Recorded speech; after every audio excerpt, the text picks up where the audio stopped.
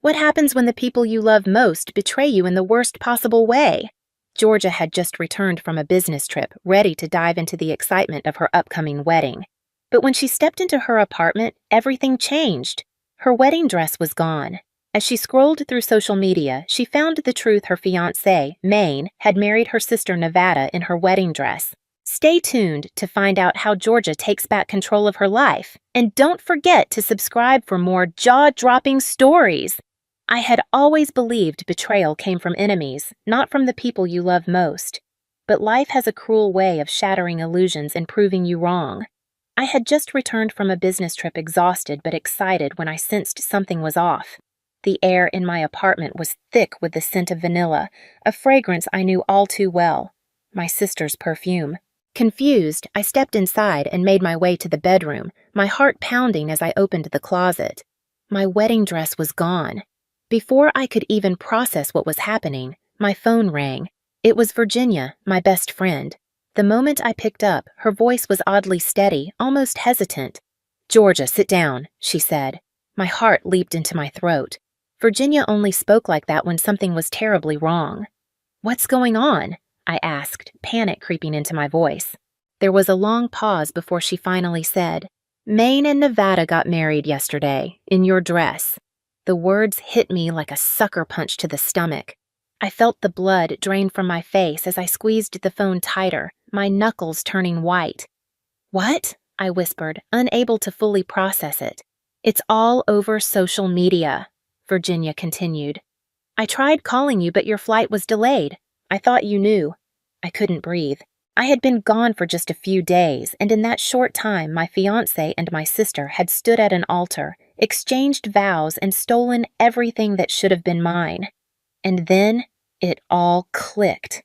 Nevada's recent coldness, Maine's sudden interest in my wedding plans, the way they both pushed me to take this business trip despite the tight timeline.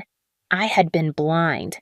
"I need to go," I said, my voice thick with emotion. "Georgia, wait." But I ended the call. Shaking, I opened Instagram. My hands trembled as I scrolled through the pictures.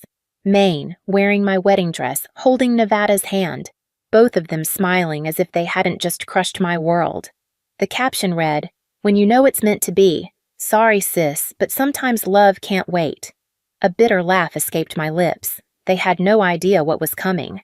Just then, my phone buzzed again. A text from Texas, my mentor. "Deal sealed. You now own controlling interest in Harrington Enterprises. Announcement goes public next week. Congratulations." A slow, cold smile spread across my face. Harrington Enterprises, the same company Nevada's family had been struggling to save for the past year. And now, it was mine. The doorbell rang, snapping me out of my thoughts. I opened the door to find Iowa, Maine's best friend, standing there, her face full of regret. "Georgia," she said softly, "I'm so sorry." I tried to stop her. I stepped aside, letting her in. "Tell me everything." Iowa hesitated before sitting on my couch. Her hands were wrung together, guilt written all over her face. "It was planned for weeks," she admitted. "Maine told Nevada you were cheating on him. She even staged fake messages between you and your business partner. And when he confronted her about his doubts, she told him that fate had brought them together, that you were too focused on your career to love him the way he deserved." I clenched my fists. "And my dress? My apartment key?"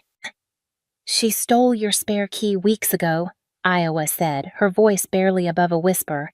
"She wanted to make sure you wouldn't stop her." I inhaled sharply, forcing myself to stay calm. The old me would have screamed, cried, demanded answers. But I wasn't that person anymore. I had leverage now. I had power, and I was going to use it. Iowa hesitated. "They're having a celebration dinner tonight at Bella's." I exhaled slowly. "Good to know." She looked up at me, surprised. "You're not going to do anything reckless, are you?" I smiled, but it didn't reach my eyes. "Oh, Iowa," I murmured, standing up. "You should know me better than that. Because I never played to participate. I played to win." I stared at my phone, scrolling through the endless flood of comments and likes beneath Maine's latest Instagram post. "When you know it's meant to be. Sorry, sis, but sometimes love can't wait." I laughed, not because it was funny. No, there was nothing amusing about my fiancé and my sister betraying me, but because they truly had no idea what they had walked into. They thought they had won. They thought I was broken. But I was already planning my next move. My phone buzzed with another notification, this time from Texas. Final paperwork is ready. Once you sign, it's official. I walked over to my desk, sat down, and opened my laptop. One final click. That was all it took to strip Nevada of everything he had spent his life trying to preserve. His family's company, the one he had fought tooth and nail to save, was now mine. I exhaled, watching the confirmation email come through. Georgia Monroe, majority shareholder of Harrington Enterprises. It had a nice ring to it. As if on cue, my phone rang. Nevada. I let it ring. Then I let it ring again and again. Finally, I picked up. Georgia, please, he started, his voice urgent. You don't understand. It's not what it looks like. Oh, I interrupted, keeping my tone light. So you didn't marry my sister in my wedding dress? Silence. That's what I thought, I said, smiling to myself. I hope you two are very happy together. Now, if you'll excuse me, I have more important things to deal with. Business. You know how it is. Georgia, wait! I hung up. Virginia arrived shortly after, arms crossed, worry etched into her features. You're too calm, she said, and I don't mean that in a good way. I poured 2 glasses of wine and slid one across the counter to her. What would you rather I do? I asked. Cry? Scream? Throw things? Virginia hesitated. I don't know. Maybe just feel something. Oh, I feel something, I assured her. I feel focused. I feel ready. She studied me for a long moment before sighing. You're terrifying when you're like this. I smiled. Good. Texas arrived next with the final details. We need to discuss the gala, he said. The announcement about your acquisition is set for next week. Everyone important will be there, including Nevada's family. Make sure they all receive invitations, I instructed. Make it impossible for them to refuse. Virginia shook her head. This isn't just business, Georgia. You want them to see you win. I met her gaze. Why shouldn't they? That evening, I walked into LeBlanc, the upscale restaurant where Maine and Nevada were celebrating their new life together. The maitre d' looked up. Miss Monroe, do you have a reservation? I smiled. Table for 1. Heads turned as I entered the room. Maine, sitting at the center of the table, went deathly pale. Nevada's jaw tightened, his posture stiffening in discomfort. Georgia, Maine began, standing abruptly. I cut her off smoothly, accepting the menu from the waiter with a practiced grace. Don't let me interrupt, I said casually, taking a seat. I just came for the lamb. It's excellent here, isn't it, Nevada? We used to order it every anniversary. Nevada's face drained of color. Maine's friends exchanged uneasy glances, their whispers filling the room as the tension grew palpable. You should join us, one of Nevada's business associates suggested, trying to ease the uncomfortable silence. I smiled, a slow, deliberate smile. That's very kind, but I wouldn't want to impose. Besides, I've got some work to review before next week's big announcement. Nevada's head snapped up. What announcement? Oh, you'll find out soon enough, I said, taking a sip of my wine. The gala invitation should have reached you by now. I'm sure it'll be a night to remember. Maine shot to her feet, grabbing my arm. We need to talk. Now. I let her drag me toward the restroom, eyes locked on her as I walked. Once the door clicked shut, she turned to face me, her voice trembling. Georgia, please, I know you're angry. Angry? I repeated, tilting my head slightly. No, Maine, I'm not angry. Her eyes filled with desperation. You don't understand. Oh, I understand perfectly, I said, taking a step closer. You lied. You stole. You betrayed me. And for what? A man who was never yours to begin with? She flinched at the words. We didn't mean to hurt you. I let out a soft, bitter laugh. Oh, sweetheart, you didn't mean to? You wore my dress. You planned this for months. But here's the thing. Betrayal has consequences. A sharp knock interrupted us. Maine? Nevada's voice rang through the door. "Is everything okay?" I turned, unlocking the door with a smooth motion and meeting his gaze. "Oh, everything's fine," I said sweetly. "We were just having a little sisterly chat." Nevada's eyes darted between us, filled with confusion and unease. "Georgia, by the way, Nevada," I said, tilting my head. "How's the company doing? I heard some interesting things about last quarter's financials." His expression shifted, darkening. "How do you—" I patted his cheek lightly as I walked past him. "You should really pay more attention, darling." Back at my table, my phone buzzed, pulling me back to reality. I glanced at the screen, a text from an unknown number. "We need to talk about Nevada Harrington. Meet me tomorrow at 10 o'clock a.m. Capital Coffee. Ask for Delaware." I stared at the message for a moment. Then another text popped up. "I have information you'll want to hear before the gala." Across the room, Maine and Nevada sat in silence, their celebration completely destroyed. The waiter approached my table. "More champagne, miss?" I shook my head, keeping my expression neutral. "No, but please send a bottle to my sister's table."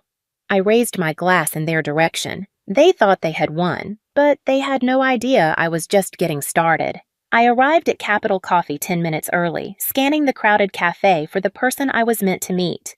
There, in the corner, a man in a charcoal suit sat relaxed, his posture casual, but his eyes sharp.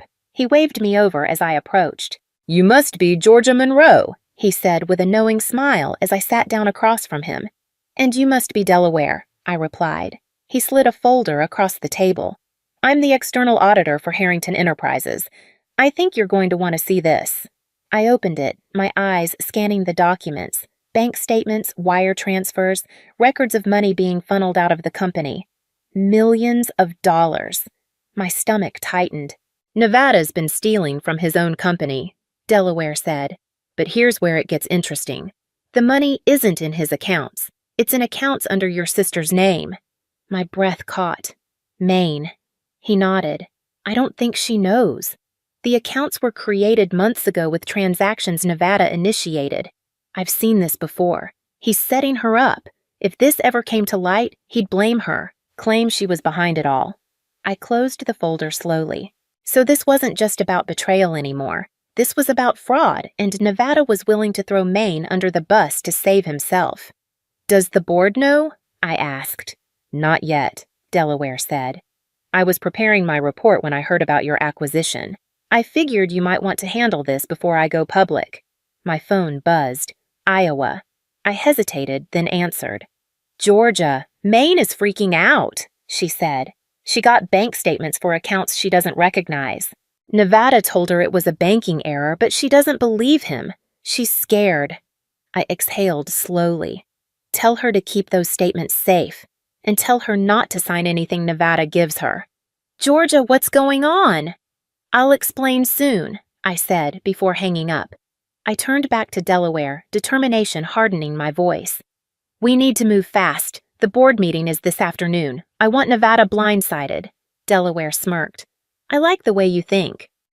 Back in my apartment, Virginia and Texas were waiting. "How bad is it?" Virginia asked. I tossed the folder onto the table. "Worse than we thought. Nevada's not just a liar. He's a criminal." Texas flipped through the documents, his expression unreadable. "If the board sees this, he's finished." "Then let's make sure they do," I said. "Texas, you need to make sure I have their full support when I take over." Virginia crossed her arms. "And Maine?" I hesitated. "She's a victim in this too, but that doesn't mean I forgive her." "Not yet." Virginia sighed. "Just don't let revenge be the only thing driving you." "This isn't just revenge," I said. "This is business." The emergency board meeting was set for 3 o'clock p.m., and I arrived early, watching as the members trickled in. Harrington senior executives, key investors, Nevada's own father. They were all here, and then, at exactly 3:05, Nevada walked in. His eyes locked onto mine, confusion flickering in them before turning into suspicion. "What the hell is this?" Texas stood. "We're here to discuss recent financial concerns within Harrington Enterprises." Nevada scoffed, adjusting his suit. "Financial concerns? Oh, please." Delaware entered the room, setting up his laptop. "Let's begin, shall we?" Nevada paled. He recognized him. The moment Delaware projected the financial statements onto the screen, the room fell silent. "For the past year," Delaware began, "millions have been siphoned from the company into private accounts under Maine Monroe's name. However, upon further investigation, we found that every transaction was authorized by Nevada Harrington." Gasps rippled across the table. Nevada stood abruptly. "This is ridiculous! My fiancée—" "You mean your wife," I cut in smoothly. "The one you married in my dress." He clenched his fists. "This is a setup!" Delaware clicked to another screen. Emails, transfer approvals, Nevada's own digital footprint. "This is undeniable evidence of fraud," Delaware said. Nevada's father stood. "Is this true, Nevada?" Nevada stammered, his composure slipping. I was consolidating funds. It was temporary." The board members murmured amongst themselves. The tide was shifting. I leaned forward. "So, Nevada, tell me, if you were consolidating funds, why did you make sure all the transactions led back to Maine?" His face drained of color. He had no answer. I turned to the board. "Harrington Enterprises is in a crisis. The only way forward is new leadership."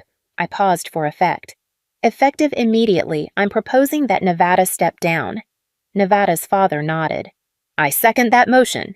One by one, hands went up, unanimous. "Well," I said, leaning back in my chair, "that settles that." Security moved in. Nevada lunged toward me, but they grabbed his arms, restraining him. "You think you've won?" he spat. I stood, meeting his glare with a slow smile. "Oh, Nevada," I murmured. "I didn't just win. I ended you." They dragged him out.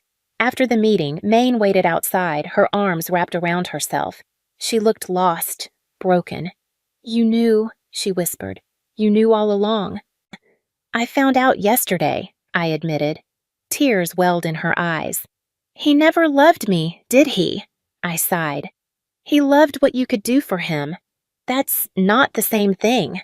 She swallowed hard. "I don't expect you to forgive me, but I don't know what to do." I handed her Virginia's card. "She's the best fraud lawyer in the city. Call her. Fix this." She looked at the card, then back at me. "And us?" I hesitated. "We're not there yet." She nodded, wiping her eyes. "I understand." As I walked away, my phone buzzed, a text from Delaware. "Now that the board's handled, let's talk about the gala. I have a feeling Nevada's not done making a scene." I smirked. Oh, I was counting on it. The first time I walked into the boardroom as CEO, I expected whispers, stares, resistance. But what I found was something different. Respect. The board members, most of whom had voted Nevada out just days ago, sat in attentive silence as I took my seat at the head of the table. Texas had prepared briefing documents. Delaware had finalized the transition plan, and I had spent the last 24 hours ensuring I was ready. This was no longer about revenge. It was about rebuilding. "Let's get started," I said, my voice steady. "We have a lot of work to do."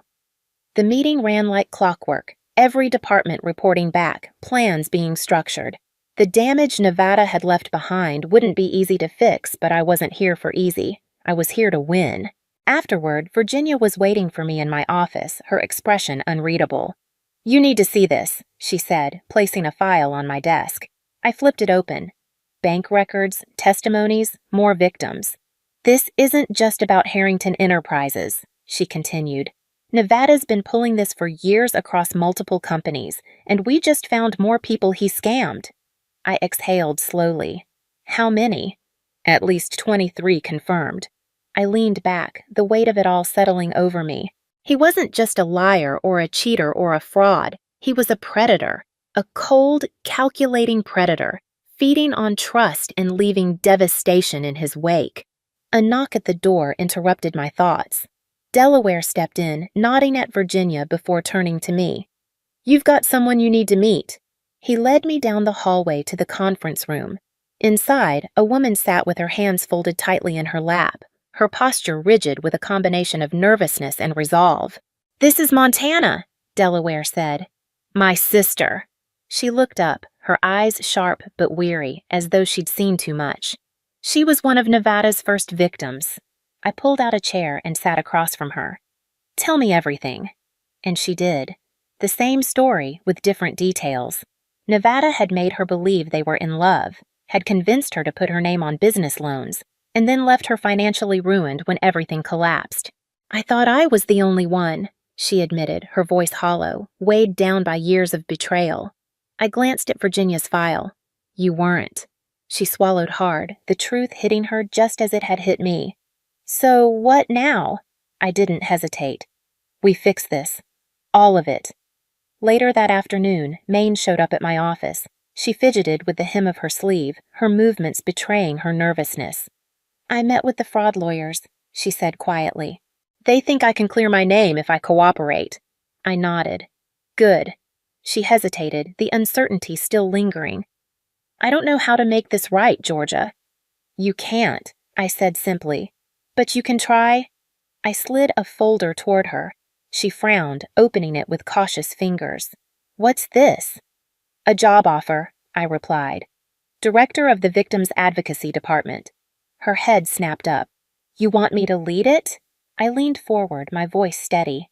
"You've been on both sides of this. You fell for Nevada's lies, but now you know better. Help the others."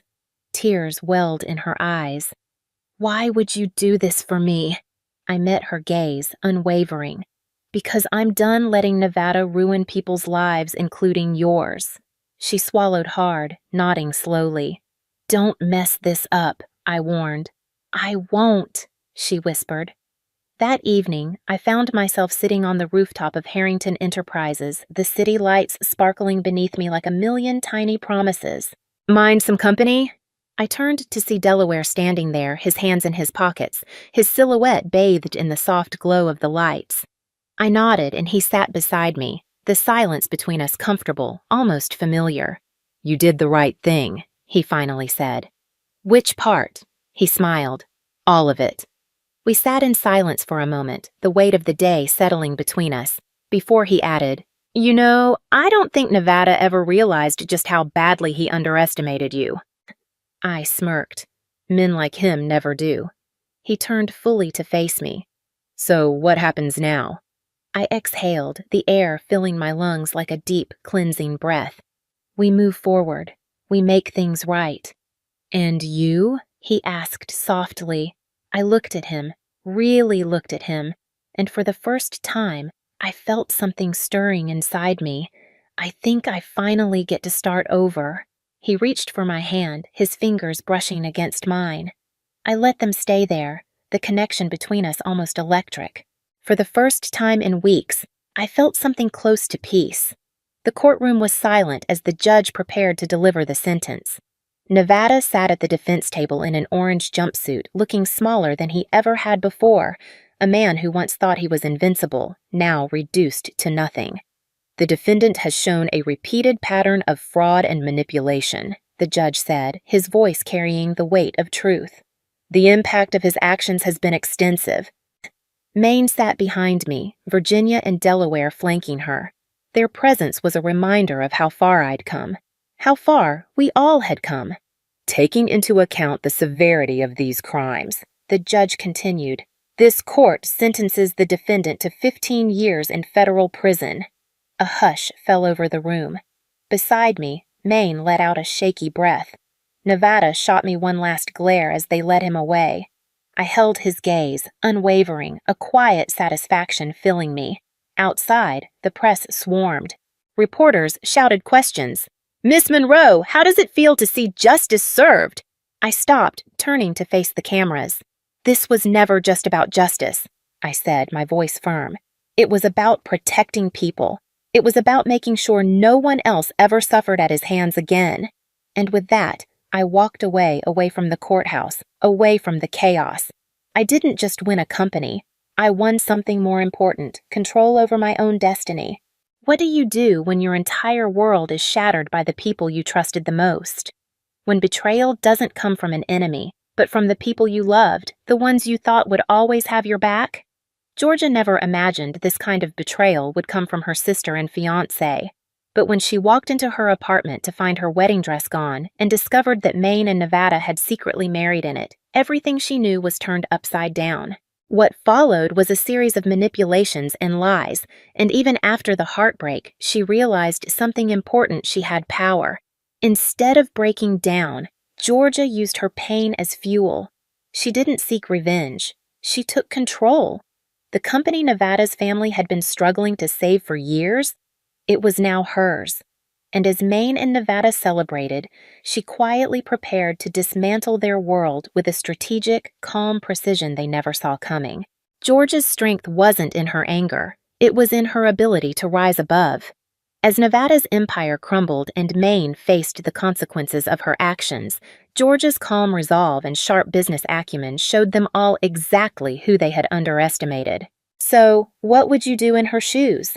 Would you let the betrayal break you, or would you use it to build something even stronger? Share your thoughts in the comments, and if you found Georgia's story powerful, don't forget to like, subscribe, and stay tuned for more.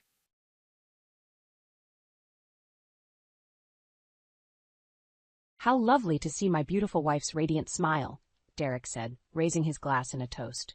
I froze, my grin melting faster than ice on a hot summer day. Wife? Radiant? I hadn't smiled in months. I scanned the formally set dining table that I certainly hadn't helped prepare. His family surrounded us, beaming. My own kinspersons were notably absent. Not that it mattered.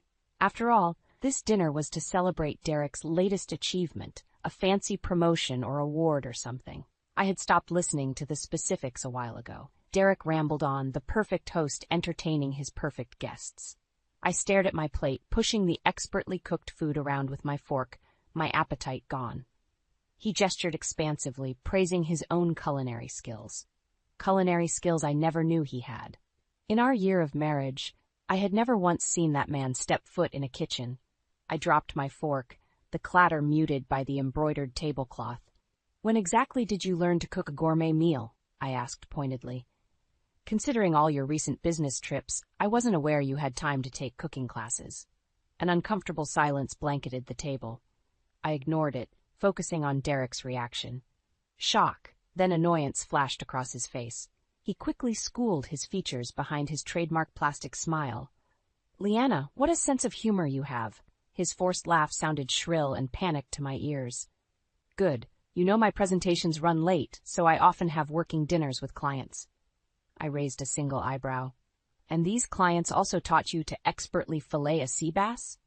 His father leapt to Derek's defense. "Now, Leanna," Calvin admonished, "you should be grateful for Derek's tireless work ethic. It's provided you with this lifestyle: designer clothes, luxury vehicles, extravagant vacations." I bristled, biting back the retort poised on my tongue. My so-called lifestyle was nothing more than a gilded cage paid for with Derek's blood money, or at least the money I had assumed was his. Now doubts needled my mind. Forcing a tight smile, I turned to Derek's mother and deftly changed the subject. As she prattled on about her garden club, my thoughts roiled. When had Derek become so skilled in deception? More importantly, what else had he lied about? I needed answers. After the endless evening finally ended, I cornered Derek in our opulent living room. Hands on hips, I confronted his dishonesty. "I want the truth," I demanded. "No more lies or omissions." Derek's facade fully shattered, his handsome face twisting spitefully. "You humiliated me tonight with your baseless accusations," he snarled. I fought to maintain my composure. "Then prove me wrong," I challenged. His lips flattened into a hard, angry line. Then he turned abruptly and stalked out without another word. I watched him go, my heart cracking. In his icy silence, I found all the proof I needed. My picture-perfect marriage now lay exposed as a complete sham. I had twisted myself to fit the role of perfect wife, quitting my job, relinquishing my own dreams and desires in favor of supporting Derek's ambitions. All because I believed our love to be real. That belief had rooted me when loneliness crept in, when doubt whispered insidiously that something wasn't right. No more. I refused to continue living this lie of a marriage. If Derek wouldn't give me the truth willingly, then I would just have to discover it for myself. The silence in our cavernous apartment pressed down on me, cold and heavy like a leaden shroud. I wandered listlessly between the ornate yet impersonal rooms, absently trailing one hand along the smooth marble countertops and luxury furnishings. What was once filled with promise and possibility now echoed with loss and regret in the all-consuming emptiness. I paused before the window overlooking the glittering city lights, a view that once inspired awe but now only emphasized my isolation 30 stories up in this tower of steel and glass, like a modern-day Rapunzel trapped in her own illusion of happiness. When had that illusion shattered completely? When had the emotional chasm between Derek and I become so vast? The changes had crept slowly, distance growing insidiously like black mold behind walls, invisible yet toxic. His long hours at the office stretched into weekends away at conferences, which blurred into overseas business trips. The trips came frequently now, often at a moment's notice. Emergency client meetings, Derek would claim in his smooth voice after I'd confront him about a last-minute canceled dinner or trip. His words slipped between us as insubstantial as smoke, their plausibility eroding a little more each time. Something sinister lurked behind his well-crafted excuses. I sensed it in my marrow. Derek hid a dark truth, one he desperately did not want discovered. Well, the jig was up. After that disastrous dinner, I refused to swallow his lies any longer. My phone vibrated in my pocket, jolting me from my spiraling thoughts. Expecting Derek's name, a puzzled frown pulled my lips down when I saw the caller ID. My mother was the one person more enamored of Derek than I once was, ruthlessly pushing me toward marriage. For her to call was highly unusual. I slid my thumb across the screen, lifting the phone to my ear. "Leanna, thank God you answered." Her shrill voice was devoid of any warmth or affection. Before I could reply, she ranted on. "How could you embarrass Derek like that in front of his family? And then make a dramatic scene by leaving early? Have you lost all sense of propriety?" I blinked hard against the sting of tears. Of course she would take Derek's side, even over her own daughters. I drew in a long breath. Perhaps if either of you bothered to include me in family events, I might know how to behave properly. Bitterness roughened my words. Or was I supposed to intuit the expectations telepathically? A contemptuous sniff rattled through the line. There are no expectations for absent wives too self-absorbed in their own little worlds to support their hard-working husbands. She paused, then continued in a vicious tone meant to demean. Then again, Derek deserved better. A woman not so lacking in beauty or talent. Her criticism pierced my fragile confidence with the precision of an arrow, threatening emotional hemorrhaging. Gasping raggedly, I stabbed at the red circle on screen, ending the call before she could further shred my self-worth. Tears blurred my vision, but I refused to let them fall. How dare she attack me when I was the injured party? Derek's deceit apparently spread beyond ruining my reputation with his family. He had turned my own mother against me. Red-hot fury kindled in my gut, the flames fueled by pain and betrayal. If Derek insisted upon war, then I would not hesitate to scorch the earth to root him out. I swiped angrily at my eyes. No more tears, no more weakness. I needed to know exactly what Derek plotted in the dark shadows. Time to hunt down an informant capable of illuminating his lies. I scrutinized the business card clutched in my sweaty palm, memorizing the embossed lettering. George McNamara, private investigator. My last resort gleamed like a beacon of hope in the murky confusion my life had become. With courage fueled by desperation, I pushed through the nondescript door into McNamara's office. The space matched my expectations. Dimly lit, dusty Venetian blinds half drawn, filing cabinet in the corner. Behind a battle-scarred desk sat a bear of a man, his keen azure eyes belying his otherwise rumpled appearance. McNamara studied me, bushy salt-and-pepper eyebrows raised. "Mrs. Dalton, I presume?" His gravelly voice reminded me of worn truck tires rolling over gravel. I nodded, perching on the edge of the visitor's chair. My words tumbled out in a rush as I detailed my suspicions, ending with a plea. "I know he's hiding something, but I can't prove it. Please, you have to help me find the truth." The private eye leaned back in his chair, fingers steepled under his chin as he listened intently, his piercing gaze cataloging everything from my strained tone to my disheveled appearance. I squirmed under his scrutiny, painfully aware of how I must look with lank hair, yesterday's smudged makeup, and the same yoga pants and baggy sweater I'd worn for 3 days now. hardly the image of a successful businessman's wife. Finally, McNamara leaned forward, his expression deadly serious. "I'll take the case, but brace yourself. The truth isn't always pretty." Relief loosened the tight coils of anxiety in my chest. I just need to know one way or another. The not knowing is eating me alive. I meant that literally, as I couldn't remember the last time I managed to choke down more than a few bites of food or a few fitful hours of nightmare-plagued sleep. This had to end. McNamara promised daily updates as he launched immediately into his investigation. I left his office feeling lighter than I had in ages, as if fresh air finally circulated in my oppressed lungs. The sensation lasted mere hours, popped like an iridescent soap bubble by my trilling cell phone. Caller ID announced the impending pinprick. Calvin Dalton. Wonderful. Leanna Ellen Dalton, my father-in-law thundered without preamble. How dare you smear Derek's good name with your family by spreading such atrocious lies? He is the most devoted, hard-working husband a woman could dream of having. That you fail to adequately support him is your deficiency, not his. Calvin ranted on as I sat stunned, his accusations striking me like physical blows. At last, the initial shock wore off, replaced by smoldering anger and a deep sense of betrayal. Derek continued spinning his web of lies, further undermining me with my own family. This time he had gone too far. I would not let him impugn my character, so my reputation lay in tatters while he played the martyr. "That is enough," I shouted into the phone, startling Calvin to silence. "The only one spreading lies is your precious son. Do not call me again with your misguided vitriol, because I will not listen to another word against my good name." I violently stabbed at the red icon on my phone screen, ending the call with a defiant jab. Blood roared in my ears and my breath came in ragged pants, fury simmering my blood. Derek insisted on playing dirty by ruining my family relationships? Fine. Then it was past time I fight back on his level. No more cowering in corners for me. I strode up the walkway lined with precisely trimmed box hedges to the sprawling Dalton family mansion, chin lifted with moxie mostly feigned. Time to face the lion's den.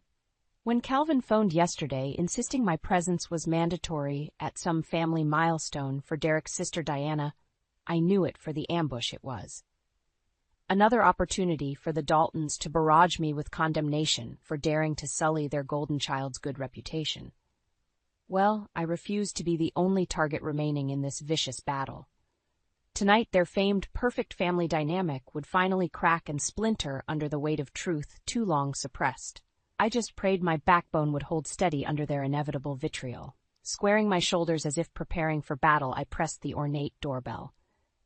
Calvin himself flung open the immense oak door, his usual genial smile replaced by a patronizing smirk. "Leanna, so glad you could join us tonight." The sarcasm dripped from each word like venom. "Right this way." He ushered me not into the house's soaring foyer but along the covered porch toward the rear veranda. Curious family members peered through curtained windows as we passed. My cheeks flamed, but I refused to show any weakness, spine rigid, and gaze focused straight ahead. We stepped through wide French doors onto the expansive flagstone patio swarmed with Dalton relatives under twinkle lights, like fireflies winking merrily in counterpoint to the building tension crackling through the space. Calvin guided me to the outdoor living area beside a massive stone fireplace where Derek perched on a leather sofa, every inch the conquering hero.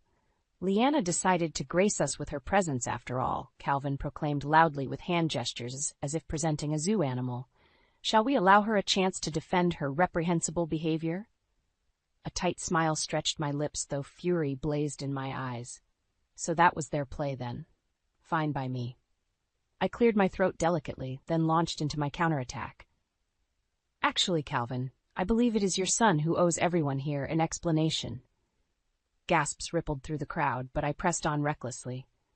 "The only behavior I'm guilty of is being foolish enough to trust a man apparently devoid of integrity." Murmurs rose as all eyes pivoted to Derek, still lounging arrogantly on the couch, one ankle propped casually atop the opposite knee. Though tension bracketed his mouth, he appeared nonplussed. "And pray tell, what lapse in integrity have I displayed?" Derek snapped caustically. "Working hard to support my wife so she may spend her days lunching and shopping to her heart's content?" Anger flared. Did he truly fail to comprehend the depth of his betrayal? I trembled with suppressed rage. Do not attempt to twist facts with your distorted view of reality. My voice rang clearly in the sudden silence. You know precisely what I reference. The days and nights you claimed were filled with important meetings while you deliberately concealed your true activities. I paused, pinning him with an unrelenting stare. Who exactly have you been frequenting that condo on Park Avenue with Derek, and why have you purposefully hidden the truth from me? The assembled family members inhaled their shock in unison. Eyes widened, shifted back to Derek. After an extended tense moment, my mother-in-law Millie broke the ringing quiet. Well, how about a nice family picture? Her falsely bright tone belied the panic in her eyes as the family illusion of perfection rapidly unraveled at the seams. I slid behind the wheel of my slate-gray Acura, pulse thrumming with exhilaration. Confronting Derek and his family's blindness to his faults filled me with crackling energy despite the sting of burns from their acidic contempt. However, my bravado shriveled when faced with the monumental task still ahead, proving Derek's infidelity. I twisted the key in the ignition. Time to do some detective work of my own. Pulling from the driveway, I headed toward Derek's sleek downtown office building, making good time in the sparse Sunday evening traffic. I eased into a spot in the shadowed parking garage, killing the lights but leaving the engine idling. Now to see if my wayward husband planned on logging weekend overtime tonight as well. I didn't have long to wait before a cherry-red Jaguar roared up to the executive parking section in the corner. I straightened in my seat, straining to confirm the driver's identity in the intermittent fluorescent lighting. Please let instincts be correct just this once. Then the interior flared to life as he opened the door and leaned in to gather his briefcase. Jackpot!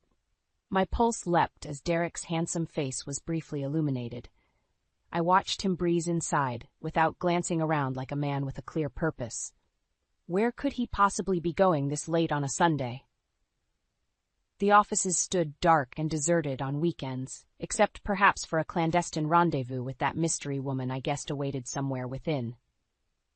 Drumming my fingers impatiently on the steering wheel, I weighed options: confront Derek directly and risk him slipping away, or trail him covertly to uncover the sordid truth. Given his talent for manipulation, I decided surveillance was my smartest, if not exactly noblest, choice. If I approached without concrete proof, he would undoubtedly twist scenarios and cast doubts until ending up the aggrieved innocent. Well, not this time, buddy. I cranked my engine and crept from the garage, catching sight of Derek's Jag pulling smoothly into traffic. Keeping a few vehicles between us, I shadowed him to an upscale condo tower 10 minutes away.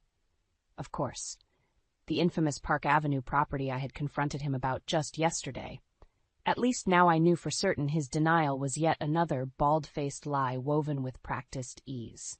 No innocent reason existed for Derek to frequent an expensive condo clearly intended for clandestine affairs. I watched him swagger inside without a backwards glance. The private investigator I hired earlier this week likely knew all the specifics: who owned the property, how often Derek visited, and most importantly, who he met there. I just had to be patient and maintain surveillance until I received the PI's condemning report. Still, curiosity needled me. Who was worth risking his marriage and reputation over? Did Derek sneak off for secret romantic trysts with his assistant, a stranger from a seedy website for married affairs? Bile burned the back of my throat. Whoever she was, one thing seemed certain: this likely wasn't her first tango with a married man. Clearly an experienced predator. For now, I had seen enough. Starting my car, I pointed it back toward the privacy of my own apartment where I could call McNamara. Surely, he already possessed evidence revealing the depth of Derek's tangled web of lies and betrayal. I only hoped revealing that treachery to his beloved family would finally splinter Derek's picture-perfect illusions into jagged shards too sharp to repair. My soon-to-be ex-husband was overdue for a brutal wake-up call. I strode purposely into the lavishly decorated ballroom, chin lifted with confidence I didn't entirely feel. Time for the main event, publicly exposing Derek's duplicity to his family's elite social circle. I paused in the double doorway, scanning the room until I spotted my target holding court in the center of a sycophantic knot of businessmen. Gotcha. Adjusting my new designer cocktail dress, I glided through the room straight toward Derek, smiling toothily, the wolf entering the den of lions. Disengaging from his group with a puzzled frown, Derek moved to intercept me. "Leanna, what are you doing here?" I blinked innocently, attending my husband's important event just as a supportive spouse should. Wariness crept into his expression as his mouth tightened. Clearly, he suspected brewing trouble. Good instincts. We faced off silently in the middle of the ornate room, tension charging the atmosphere like gathering thunderclouds. I relished stretching this moment, making Derek squirm. "Is that why you're wearing a sexy new dress and your hair styled?"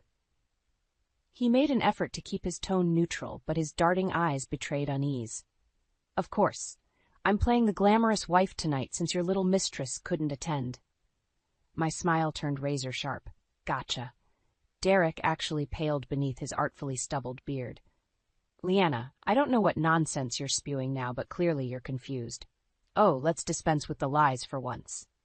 My voice rang out clearly in the sudden hush radiating through the room as all eyes pivoted toward us, standing in the center of the ornate space. I welcomed the rapt audience for Derek's imminent humiliation. Pulling a plain manila envelope from my small clutch with a dramatic flourish, I withdrew an 8x10 photograph capturing Derek in a passionate embrace with a gorgeous brunette, locked in a deep kiss as they entered an apartment building. His extravagant condo. "This looks like all the proof anyone needs of your flagrant infidelity." I held up the incriminating evidence with a flourish as horrified gasps echoed. Derek lunged unsuccessfully to grab the photo. "Gotcha again." Derek visibly crumbled before my eyes, impressive facade eroding. Gone was the urbane businessman's schmoozing associates, leaving a pathetically crushed man in an overpriced suit. Calvin shoved through the stunned onlookers, bravado weakened by distress. "Son, this can't possibly be true. Explain yourself." Behind him, Derek's mother Millie dissolved into tearful hysterics, supported by her best friend Lorraine. Derek just stood mute, shoulders slumped and eyes clouded with despair. In that moment, he resembled a lost little boy more than a captain of industry. I recognized divorce's costly price, stamped raw across his face, his family standing in tattered ruins alongside our destroyed marriage. "Get out!" Calvin thundered, face mottled purple with rage as he pointed a rigid finger toward the exit. "Don't expect sympathy or support from any of us after this ultimate betrayal." Derek cringed, nodding sadly before stumbling away on legs noticeably unsteady. The room unleashed a chaotic maelstrom of accusatory voices and racking sobs. I held myself tall amongst the debris, finally vindicated. My husband's spectacle of lies had collapsed like the House of Usher under the weight of truth. Now to see if its destruction freed me to rebuild my own life atop the rubble. I eased my sleek sedan against the curb half a block down from the imposing Dalton family manor, eyeing the flurry of activity outside the impressive home. The day after my nuclear detonation of Derek's established world order at the gala, and still the fallout continued. My lips quirked.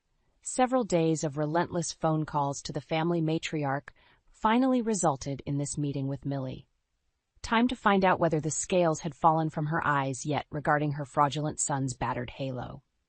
My odds looked hopeful, judging by the catering vans and carpet cleaners steadily arriving, clearly preparing for my prodigal return to the family fold. I rummaged in my designer purse until fingers closed around cool metal. Extracting a heavy brass key, I rubbed my thumb across the ornate D embossed on the bow. The key to the kingdom, well, at least access to the Dalton family lair. A peace offering presented years ago by Millie herself when I first married her precious only son. "Welcome to the family, sweetheart," she had exclaimed while pressing the weighty token into my palm. Then she pulled me into a warm, jasmine-scented hug that felt like coming home. I clung to that tender gesture now like a talisman, hoping enough maternal love lingered to bridge chasms torn wide by betrayal. After one last steadying breath, I slipped from the safety of my vehicle and clicked steadily up the paved walkway in my highest confidence-boosting heels. Time to face the lion's den. I pressed the brass key home, then eased the towering oak door open. "Millie?" I called tentatively. "It's Leanna." A slender blonde whirlwind exploded from a side parlor, fielding me in a ferocious embrace redolent in Chanel No. 5. "Leanna, my beautiful girl," Millie chirped brightly. "We have so much catching up to do." Over steaming mugs of Earl Grey poured from heirloom china, whole stories spilled out in a cathartic rush. Of Derek's chronic detachment from his wife, the insidious isolation as he deliberately estranged me from family, his pathological lies spinning fictions until no truth remained.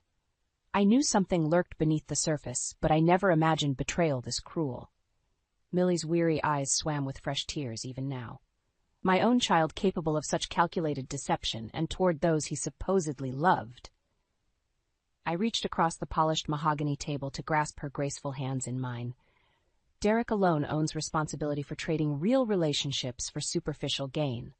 I gentled my voice, adding with soft fervency, "But you and I finding understanding today that finally feels like hope rising from the ashes."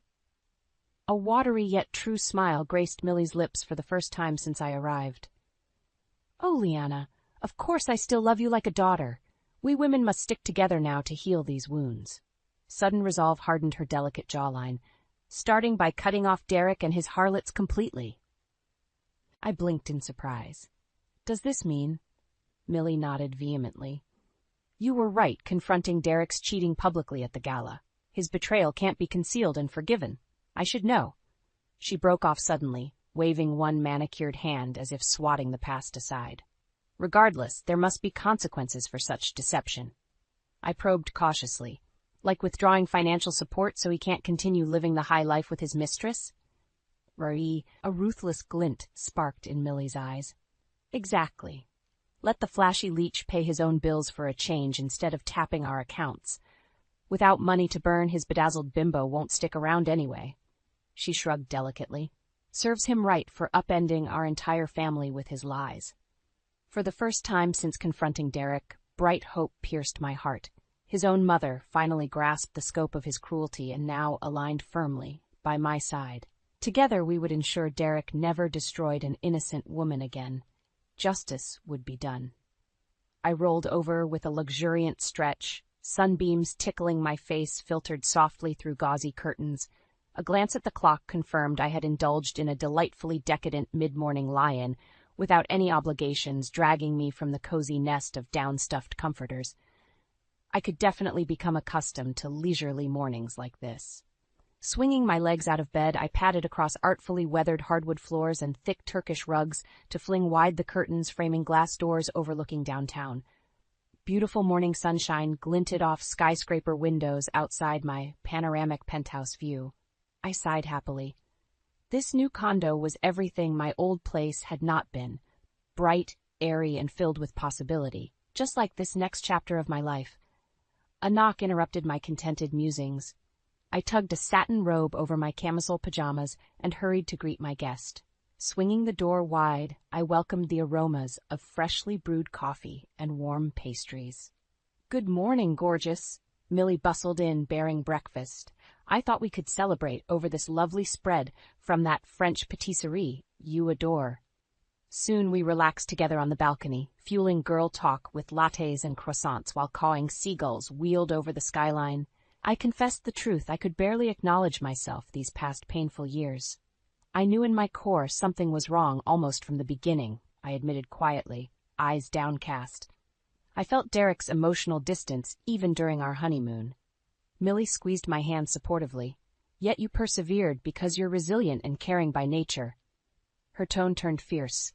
"But my son didn't deserve your beautiful spirit. He's proven completely unworthy." I brushed crumbs off my hands, appetite fading. If only I had trusted my instincts instead of making excuses. "Darling, stop punishing yourself. Hindsight brings clarity about red flags, but the present grants opportunity." Millie took my hands firmly, compelling my gaze to hers, glowing with conviction. "Now you're free to seek someone who truly cherishes you." I offered a tremulous smile, encouraged by her staunch validation. My phone chirped brightly. Glancing at the screen, my pulse quickened, seeing my lawyer's name. I answered immediately. "Leanna Dalton speaking? Yes?" Millie watched closely as I began grinning wildly. "That's wonderful news. Thank you for all your dedicated hard work securing this outcome." I disconnected the call and victoriously pumped both fists overhead.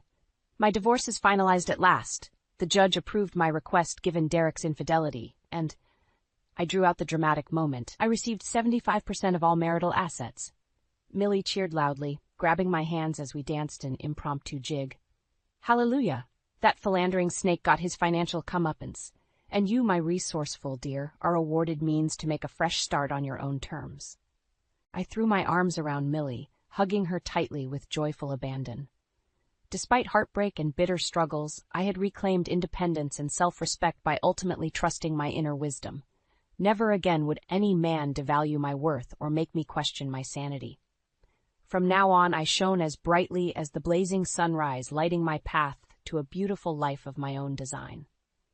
The future unfurled, filled with radiant possibility and hope.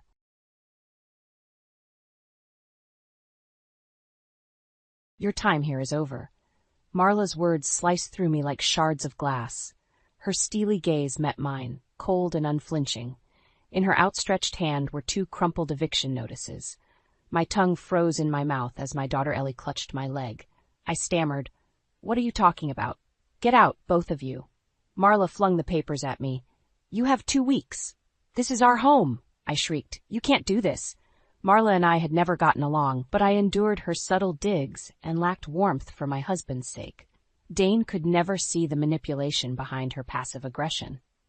Our fairy tale romance bloomed quickly.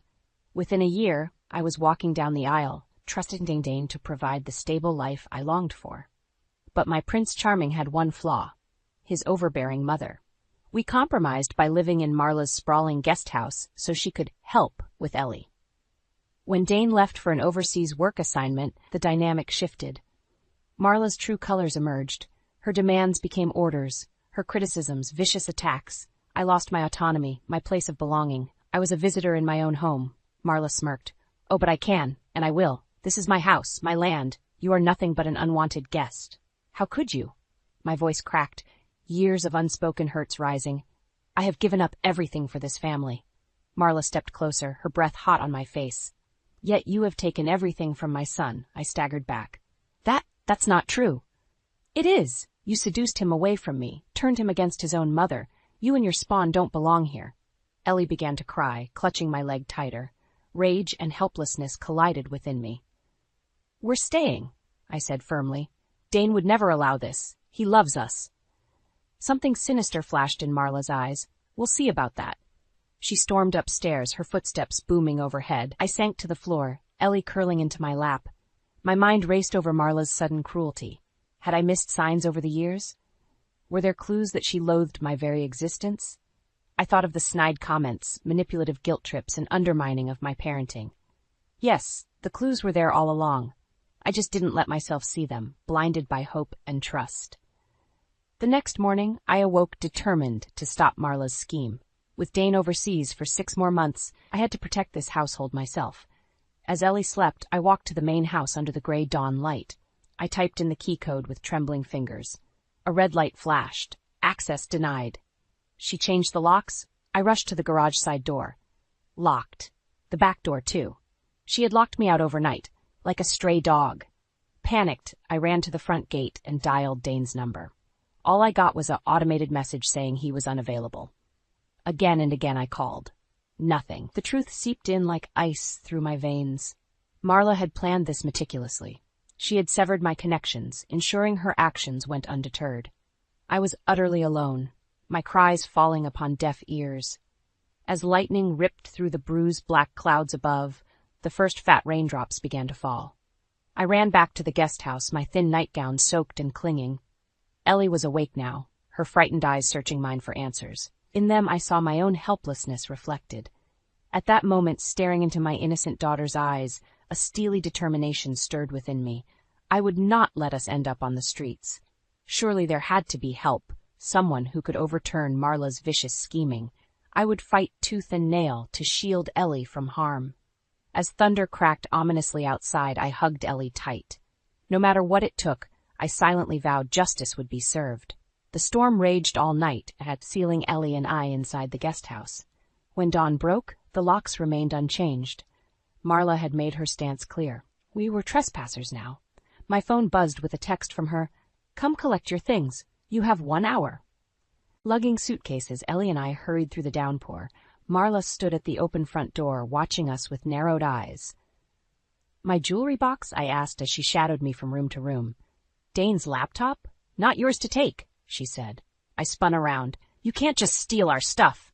And you can't just steal my son," she shrieked. "Get what's coming to you and get out." I wanted to slap her, but Ellie's frightened eyes stopped me. We worked in tense silence, Marla's presence suffocating. When I reached for a family photo, Marla snatched it away. "You lost the right to display this when you stole my son from me," she sneered. "I didn't steal Dane," I cried. "We fell in love." "Ha!" She glared at Ellie, cowering behind me. "You schemed to get pregnant and trap him. Admit it." "How dare you?" I spat back. "You are monstrous." Marla stepped closer, eyes ablaze. "Get out before I throw you out myself." My hands trembled, yearning to claw at her. Instead, I grabbed Ellie and the last bags. Marla followed us to the doorway. "If I catch you here again, I'm calling the police," she said. "You disgust me." She slammed the door with finality. The echo reverberated through my bones. "What do we do now, Mommy?" Ellie whimpered. "We'll figure it out, sweetie." I stroked her wet hair, my resolve hardening. There had to be help somewhere. We trudged down the long driveway. The gate clanged shut behind us with deafening finality. I didn't realize where we were heading until we stood at the bus stop. It offered little shelter from the biting rain. An elderly woman peered at us from under her umbrella. "Are you all right, dear?" I wanted to cry and scream. Instead, I said calmly, "We are fine, thank you." I didn't want to burden strangers with my troubles. Surely I could handle this. The bus wheezed to a stop. As we climbed aboard, the driver called, "Hey, no dripping wet people on my bus." I froze. "Please, we have nowhere else." "Rules are rules, lady. Now get off." The doors slammed shut. Ellie whimpered again. My stoic facade cracked. We were drenched and homeless now, all because of Marla's cruelty. We walked for ages, it seemed, my feet blistered in my soggy heels. Ellie's steps slowed. Finally I carried her, my arms burning. The rain softened to a drizzle as we reached the city center. My socks grated with grit. Exhaustion and hunger clawed at me. But I soldiered on, avoiding the judgmental gazes of passerbys. Finally, I sank onto a bus stop bench, Ellie curling up beside me. Shivering and defeated, stranded in this strange, heartless place. Suddenly the bench shook as someone settled heavily next to us. A large, bearded man reeking of booze. I shifted away, shielding Ellie protectively. He leered at me. "Rough night, sweetheart? I can make you feel real nice." He made crude gestures. Revulsion and rage surged within me. In that moment, I hated Marla with every fiber of my being. She had reduced us to this, vulnerable, endangered, adrift. Her vengeance wouldn't just upend my world, but could destroy Ellie's innocence. As the man leaned closer, I hugged my daughter tight. With icy clarity, I knew, if it came down to it, I would kill Marla with my bare hands to protect this precious child. I grabbed Ellie's hand and fled from the leering drunk, his taunts ringing in my ears. My legs shook and tears blurred my vision, but I kept running till the bus stop was out of sight. Gasping for air, I sank onto a bench outside a cafe. Ellie climbed into my lap, her small body quaking with sobs that racked my heart. Why are people being so mean, Mommy?" I stroked her hair, a lump rising in my throat. "I don't know, sweetie, but we'll be okay." She gazed up at me with Dane's trusting eyes. In them I saw my fraying composure reflected back. I couldn't fall apart now, no matter how heavy the storm raging within me. Just then a waitress stepped outside, eyeing us warily. "Hey, no loitering here." Humiliation flooded me as wandering eyes paused to stare. Gripping Ellie's hand, we hurried on once more. As we walked, I overheard snippets of conversation at the bus stops and cafes we passed. Complaining about the rain, excited weekend plans, normal people leading normal lives. While Ellie and I wandered like pariahs, burdened by Marla's cruelty, no one spared us a second glance. By evening, blisters oozed in my shoes. My drenched cardigan provided little warmth as the rain picked up again. We took shelter in a metro station, huddling together on plastic seats. Commuters bustled past with annoyance or indifference. We were out of place in their orderly worlds. As we sat shivering, a gang of teenagers sauntered up. Their bold gaze raked over me. One of them licked his lips, calling to his friends. "Little fishies seem lost from the school. Maybe we help return them home? They laughed at some vile secret joke. My skin crawled, but I met his eyes unflinchingly. We don't want any trouble, thanks. Please just leave us alone. Their grinning leader leaned in, his hot breath assaulting me. Oh, but we can show you ladies some fun. Just then a security guard noticed the commotion. The youth scattered into the crowds. As we rode the late metro home, Ellie asked in a small voice, Mommy, why are people being so scary? Do we seem bad? My heart shattered. My brave girl didn't deserve this. She needed nurture, not exposure to the dark underbelly of dispassionate society. This was all Marla's doing. As we walked the empty streets to the nearby shelter, bleak hopelessness washed over me. We were adrift with doors slammed in our faces every turn. Easy prey for urban ghouls. Out here we had no rights, no allies. The shelter staff were kind at least. They brought soup and blankets and let Ellie pick a battered toy from a donation box. But we slept fitfully on hard cots cramped beside other homeless people. The air hung heavy with sour smells of confined bodies, cigarettes, and unwashed clothes. Every noise jolted me awake, clutching Ellie close in the dingy dimness. By morning, my resolve solidified into cold fury. When normal society discards you without care, you must take justice into your own hands. Laws did not apply to us vagrants, so why should I play by rules that kept failing me and my daughter? As we gathered our meager belongings the next morning, a young woman hurried over. Excuse me, are you Serafina? Someone left an odd message for you. She handed me a scribbled note that simply read, I can help you. Meet at the Lion Plaza fountain at noon. My eyes narrowed. Was this some trick of Marla's? A trap to lure us and lock us away for good? Perhaps she had hired local thugs to solve her problem permanently. I crumpled the note, ready to toss it out. Then I paused, smoothing it on my knee instead. Whoever had written this seemed to know we needed help desperately. What did we have left to lose in hearing them out? I had to take the risk, for both Ellie's sake and for mine, because the fury simmering within yearned to burst forth, needing only a conduit. If this mysterious meeting granted me that chance, then so be it. Resolve hardened into reckless abandon, and just maybe a hint of hope flickered within. We would go to this Lion Plaza rendezvous, our future balanced on whatever awaited there, be it trap or lifeline. Lion Plaza loomed before us, a lion's statue guarding its glossy facade. Ellie squeezed my hand as we navigated smartly dressed professionals striding by with purpose. We stood out in our rumpled clothes, receiving sideways glances and wide berths. At the burbling fountain stood a woman scanning the crowds intently. As we approached, she broke into a smile. Serafina? I'm so glad you came. I'm Nina. Her warm demeanor surprised me.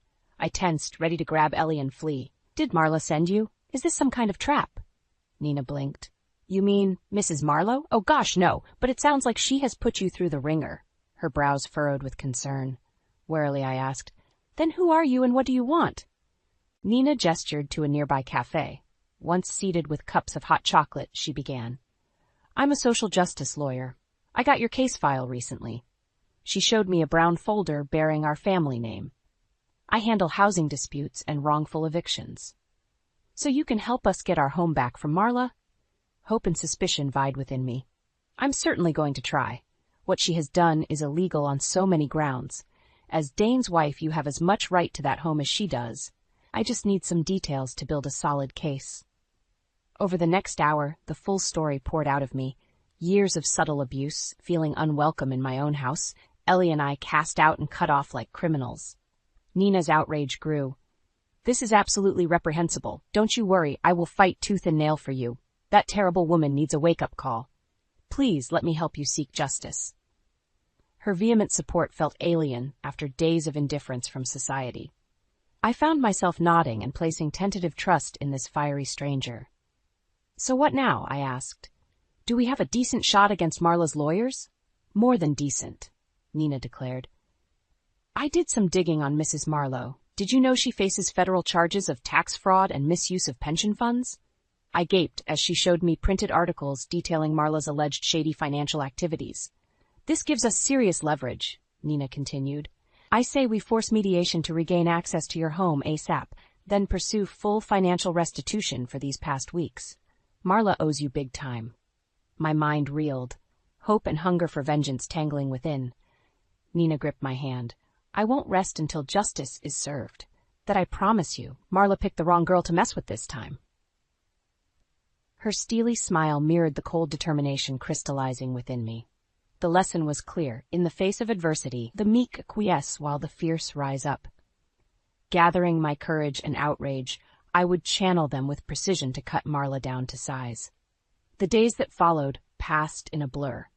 Nina filed injunctions while I gave statements to investigators regarding Marla's financial fraud. Serving her eviction notices felt deliciously poetic. For the first time I held power while she scrambled for footing. Soon we had a court date where Marla would have to publicly account for wrongful eviction, abuse, and misuse of my husband's assets. The night before I lay awake, playing out confrontation scenarios. Marla's demise became an obsession, lighting my days with purpose. Nina suggested forgiveness may bring me peace. I disagreed. Only seeing Marla stripped of her pride, wealth, and status would satisfy me now. She had awoken a vindictive fury that would only be quelled by her absolute ruin. My dreams held no mercy either, featuring Marla begging on bare knees for pardon I would not grant. I wanted it in writing that she renounced all rights to our family. I longed to grind her face into the dirt, emotionally, financially, existentially. She had to fully grasp my suffering. In the golden courtroom light next morning, I cradled Ellie close. My fury awaited its reckoning with bated breath. One way or another, Marla would pay the toll for her cruelty today. Of that I was wholly certain, without shred of doubt or hesitation. Justice would be done, by law or by my own hands if needed. The click of Marla's heels echoed like gunshots through the hushed courtroom. I steadied my nerves as she approached the stand, halting mere feet from me. Her icy glare bore through my skull. The hearing progressed efficiently thanks to Nina's thorough documentation of Marla's misdeeds. As the judge reviewed signed testimonies, Nina leaned over. "The law is on our side, but she's refusing to settle. Get ready, she wants blood." When Marla took the stand, her voice filled the room. "These allegations are preposterous. I devoted my life to my son. Then this woman seduced him away with an intentional pregnancy." She jabbed a finger viciously in my direction. "They sponged off my home for years before turning my own son against me."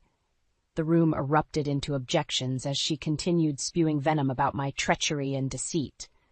The judge pounded his gavel impatiently while my nails carved crescents in my skin. "Enough!" the judge ordered Marla to restrict her statements to facts. I wanted to leap over the benches and gag her myself. When her diatribe ended, Nina rose swiftly. "Do you deny committing financial fraud repeatedly for decades, including this past month?" "Certainly not." Marla's glare darkened. "Unethical accountants made clerical errors I intend to rectify." "Interesting." Nina raised documents detailing Marla's credit card debts and bad loans. "So forging your son's signature to make stock market payments cleared in his name this year alone was just a clerical error?" The courtroom stirred. Marla visibly blanched but quickly regained composure. "As I said, errors occurred due to accountants I clearly cannot trust anymore. Well, as per signed legal affidavits." Nina proceeded to outline witnesses testifying to Marla's emotional abuse and controlling behavior towards me. Dane's secretary confirmed intercepting my calls for help on Marla's instructions. With each damning revelation, I relished watching Marla's facade crumble. Her fingers worried the pearls at her throat continuously. Under the weight of facts, her web of lies collapsed, strand by strand. Finally, Nina concluded by attesting the eviction itself was unlawful on multiple grounds.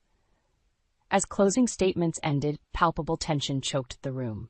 When the gavel struck, my heart leapt. Given factual evidence, the court rules in favor of the plaintiff, upholding her legal rights to the household and associated assets. A crashing noise made heads swivel towards Marla. Pearls scattered across the floor where she had ripped her necklace off in fury. 2 armed guards flanked her as she trembled in outrage. When Nina squeezed my hand, the knot in my chest finally loosened. I wanted to melt in sheer relief. Instead, I said clearly, "Thank you, Your Honor, for delivering justice today." Marla spat venom at me till the guards escorted her out. The room cleared swiftly, people shaking my hand and commending my courage. In glorious vindication, I signed the court orders granting me power over the house, assets, and staff. "We did it," Nina cried, hugging me gleefully. I let out a long breath, feeling drained and almost disappointed? Somehow Marla's slow unraveling hadn't satisfied me enough. I craved to personally snap her composure, not just legally defeat her. As if reading my mind, Nina said gently, "I know you hoped for an emotional apology too, but the law delivered justice regardless. Focus on moving forward now, away from toxicity and toward stability and peace." I nodded, knowing she spoke wisdom. But my heart still snarled for retaliation, not yet sated. I yearned to wring Marla dry myself. As we stepped out into the warm sunset, I checked my phone out of habit. A text from Dane glowed on the screen, my heart stopping. "Boarding flight home. Can't wait to see your faces when I surprise you tomorrow." I read Dane's text again, my stomach churning. How would I explain these harrowing months to him? Worse still, how would Marla twist events to vilify me instead? She would undoubtedly ambush him first. As Nina drove us to a hotel for the night, I agonized over what awaited at home. I had to intercept Dane before Marla's selective version poisoned his mind. At dawn, I was a bundle of nerves pacing the modest room. Today would test the limits of Dane's devotion. Surely our marriage could withstand his mother's schemes? Surely he knew my spirit, my steadfast commitment transcending the ugliness birthed of late.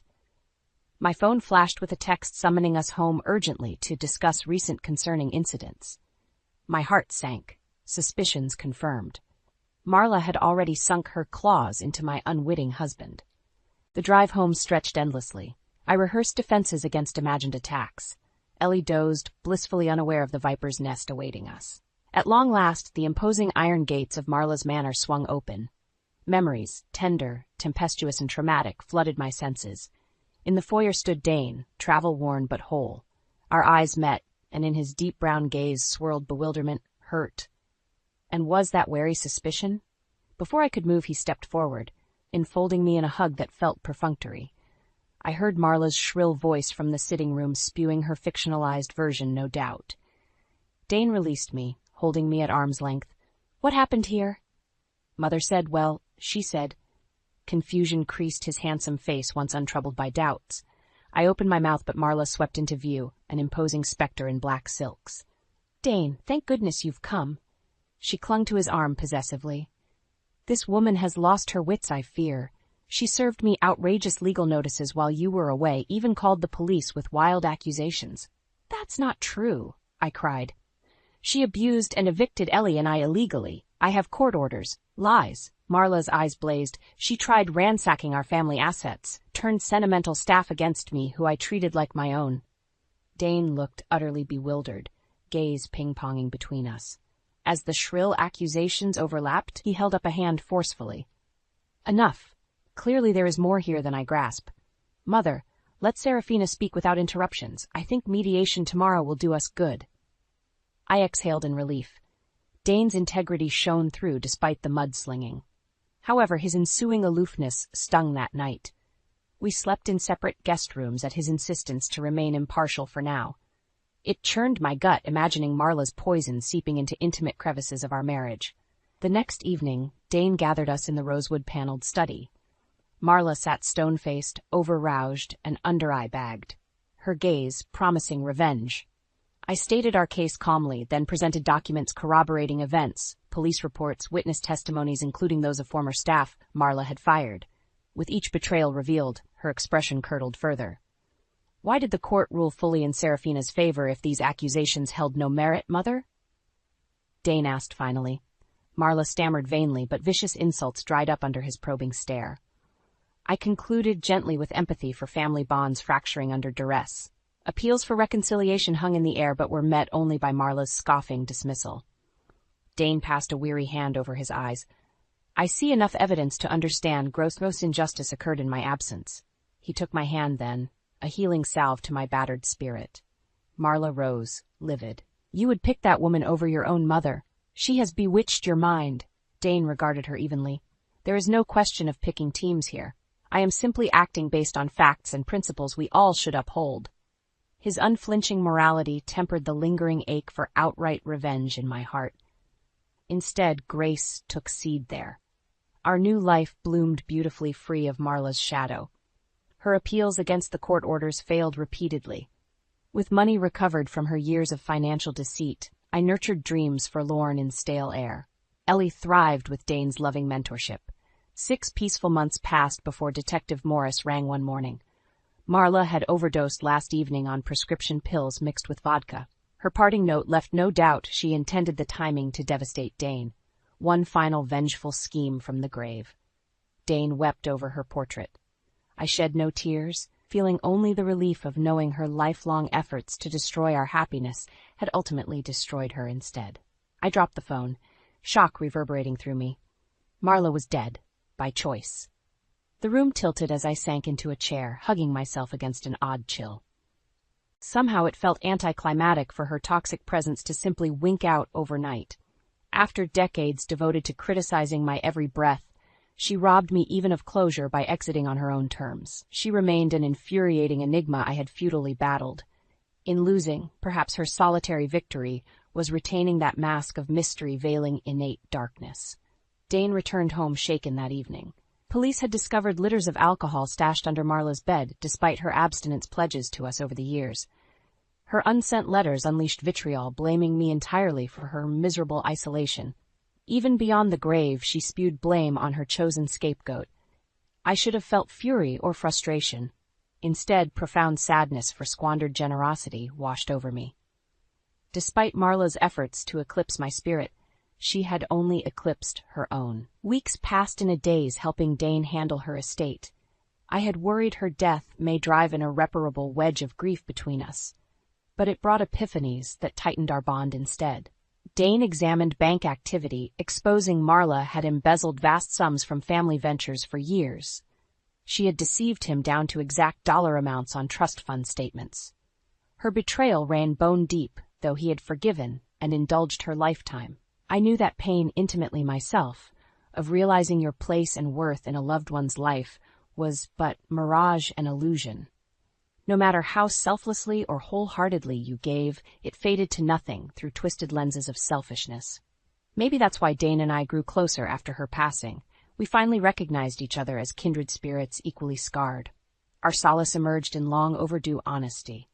With Marla's death, the burden of unrealized expectations lifted too. I observed changes in Dane. Steadfast gentleness gave way to playfulness and open affection. Freed from her critical presence, our marriage deepened roots resilient to the storms weathered.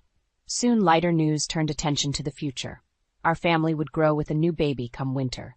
Dane was elated, immediately discussing plans for the nursery and making educational investment portfolios. When we told Ellie she would be a big sister, her joy lit up the room. The baby can have all my old toys. I'll help take care of it too. We'll be gentle, I promise. Her innocent excitement sparked an idea that Dane and I mulled for months. Ultimately, we signed custody papers granting us legal guardianship of Marla's youngest niece, Alexandra. Raising a 3-year-old and newborn simultaneously was daunting, but we were determined to carry on Marla's legacy with the right foundations. Maybe symbolic redemption also wove through our intentions. Alexandra was a sunny child despite her own turbulent past. As I braided her hair each morning, my heart swelled with fierce protectiveness for her future. Late each night, Dane and I would tuck both our slumbering girls into bed with whispered affection. Then we would linger over photos of Marla through the decades, beautiful bride glowing under her veil, doting young mom cuddling her only son. I recognized myself mirrored across time in her lingering gaze at newborn Dane. That primal urge to nurture life's most precious gift transcended even our bloodied history. Perhaps inner humanity bound us all still, however hidden beneath churning tides of bitterness or blame. If one bothered piercing the surface far enough, flickers might emerge from even the murkiest depths. Glimpses swam through my mind then, Marla adjusting my gown's necklace moments before I married her son, her uneven attempts at baking Ellie's birthday cake yearly, brief interludes of almost connection, but they lasted mere moments before malice yanked Marla under again. And so our turbulent dance endured years, never fully losing rhythm, until the still silence of loss, muted music, twisted by ire. In peaceful twilight glow now I contemplated her portrait displayed in honor. Lingering shadows yet marred her likeness for me. With sighing acceptance, finally I let dulled burdens slip their stubborn hooks from my soul. Tomorrow's dawn felt a shade brighter already. I awoke before dawn, pulled from sleep by an unfamiliar pang. Today was the anniversary of Marla's death. 1 year since her last malevolent strike carved grief between Dane and I. Yet looking back, times darkened had ushered in relating with newfound richness. Loss had laid foundations for growth beyond imagined. I tiptoed downstairs where Dane stood gazing out the window, coffee mug untouched on the table beside him. Wordlessly, I slipped my hand in his, sunlight slowly illuminating our reflection in the glass. "I was dreaming about her last trips to the galleries with me," Dane said softly. "She taught me to cultivate an eye for brushstroke textures. We would debate interpretations for hours." I listened silently, no longer bristling when Marla inhabited his musings. The past year had taught me compassion for pains born of love's complexity. Dane turned suddenly, urgency in his voice. "I apologize for being unavailable when you both needed me most. It gutted me realizing how she failed you so selfishly." I squeezed his hand, our solace flowing freely sans pride's restraints. "You kept faith despite every odd. What we endured revealed who truly had eyes to see our essence." Dane revealed he had permanently closed Marla's embezzling accounts, redirecting funds to trust funds for Alexandra and our sons. "I should have managed her crooked finances more astutely myself," he admitted. "Now the future will know rectitude." As we spoke, a fresh vista emerged, one with crystal air granting clear sight to veil-piercing eyes, a transformed topography of vulnerability bridging distances isolating. The day passed peacefully, the house filled with Alexandra's giggles as Ellie inducted her new doll. By evening, solemnity veiled Dane's eyes again at Marla's favorite restaurant. Had resentment marred our remembrance despite resolve otherwise? Upon returning, lively chaos greeted us instead. The kids had strewn living room cushions, creating a play fortress. Their ecstatic creativity eddied around Dane and I as we sank down smiling. Weight of unspoken hurts seemed to lift from our shoulders. As I rested my head on his shoulder, Dane said gently, "This spaciousness was unavailable while Mother dominated our psyche and home, but Alexandra embodies openings still possible. Truly, shadows could not fully overwhelm light bold enough. Through youthful resilience, goodness had carved inroads revealing glinting hopes. Over a blaze fireplace, I read a framed Rilke verse newly mounted. Let everything happen to you, beauty and terror, just keep going. No feeling is final." Those timeless lines now evoked Marla rather profoundly. Our interwoven lives testified to the deceased never fully absenting from the living they marked. Through memory's continuous stream, echoes rippled beyond departures defying finality. Emotions distilled over fraught decades swirled continuously between us all still, longing for reconciliation. So I breathed deeply, inviting understanding to settle any lasting resentment. The past's grip had loosened sufficiently by now, surely. I stared at dancing flames like a seer seeking revelation in glowing embers. An urge emerged to voice words never uttered to Marla herself in life. So I whispered into vast eternity beyond, "May you discover the abounding love eluding your reach here, where souls reconvene unfettered." Something like consecration flowed through the quiet room just then. Dane held me closer, this newfound bond a sanctuary mooring us against fitful spirits still roaming the psyche's foggy terrain. Soon, children's bedtime rituals claimed our attention fully. We immersed in goodnight songs and silly rhymes, shielding their dreaming from this date's morning. As both girls drifted asleep, Dane asked, "Do you think she found any sort of peace?" I recognized the search for validation in his eyes, that inner light had breached Marla's darkness somewhere. I touched his cheek, more tenderness than certainty rooting me. "That is beyond our judgment now. We walk this terrain relying on our own light instead." Outside, the inky night sky glimmered with stars defying comprehension, yet radiant still. No matter how dense the darkness, luminosity endures, beckoning vision higher. On this truth we could stand firm.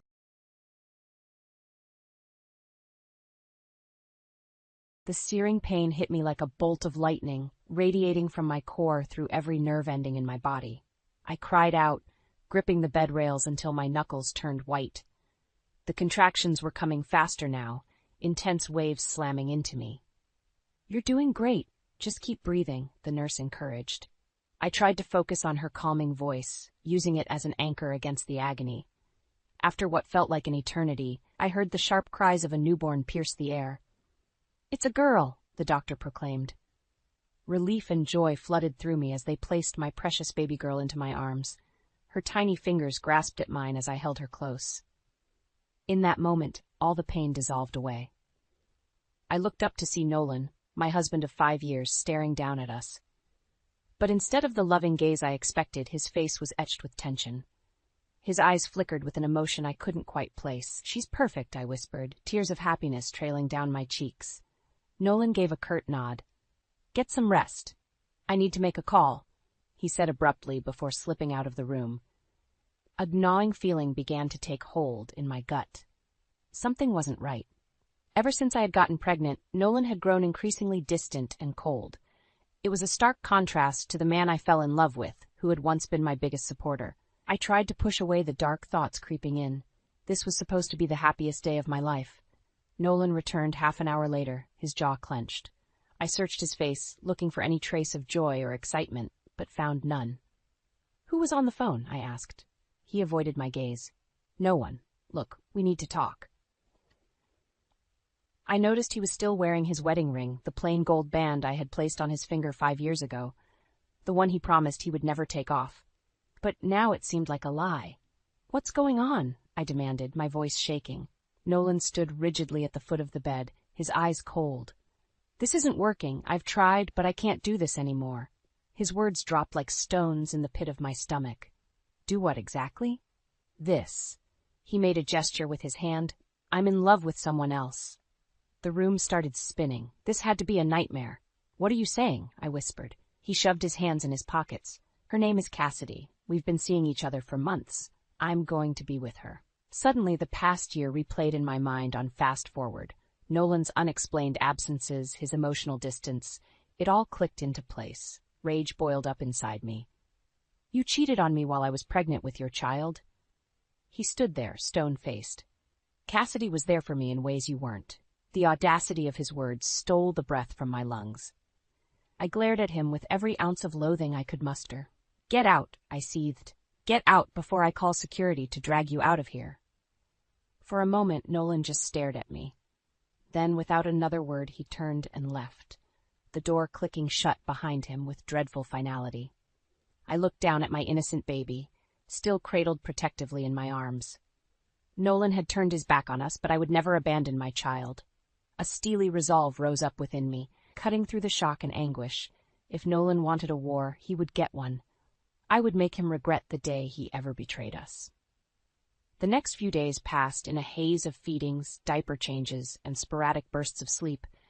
My thoughts constantly drifted back to Nolan's cruel revelation in the hospital room. I replayed the scene over and over, analyzing every detail. The cold detachment in his eyes, the matter-of-fact tone as he declared his love for another woman. My best friend Juliana came to visit often, helping around the house and providing a sympathetic ear. I found myself obsessively recounting Nolan's betrayal to her, as if speaking the words aloud might miraculously change them. "That bastard! I never trusted him," Juliana declared, her eyes flashing. "Don't waste another second worrying about that snake." I sighed, adjusting the swaddled newborn in my arms. "I just don't understand how he could do this. We were so happy once." Juliana shook her head. "People show their true colors eventually. He never deserved you." I thought back to the early days with Nolan, how he used to surprise me with flowers, how we would stay up all night talking. When had it all gone wrong? "I ignored so many red flags," I said quietly.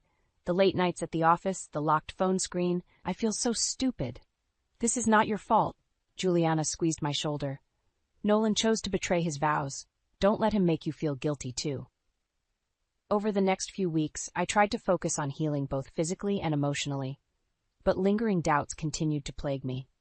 I needed proof of Nolan's affair, some tangible confirmation that this Cassidy person truly existed.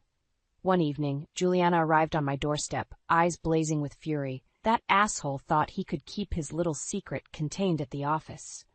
Well, it's all out in the open now. She revealed that she had discreetly investigated at the company where Nolan and I both worked. Rumors of his affair with a younger colleague named Cassidy had spread like wildfire. "It's definitely the same woman he mentioned," I said bitterly. "He wasn't even trying to hide it from people at work." Juliana nodded.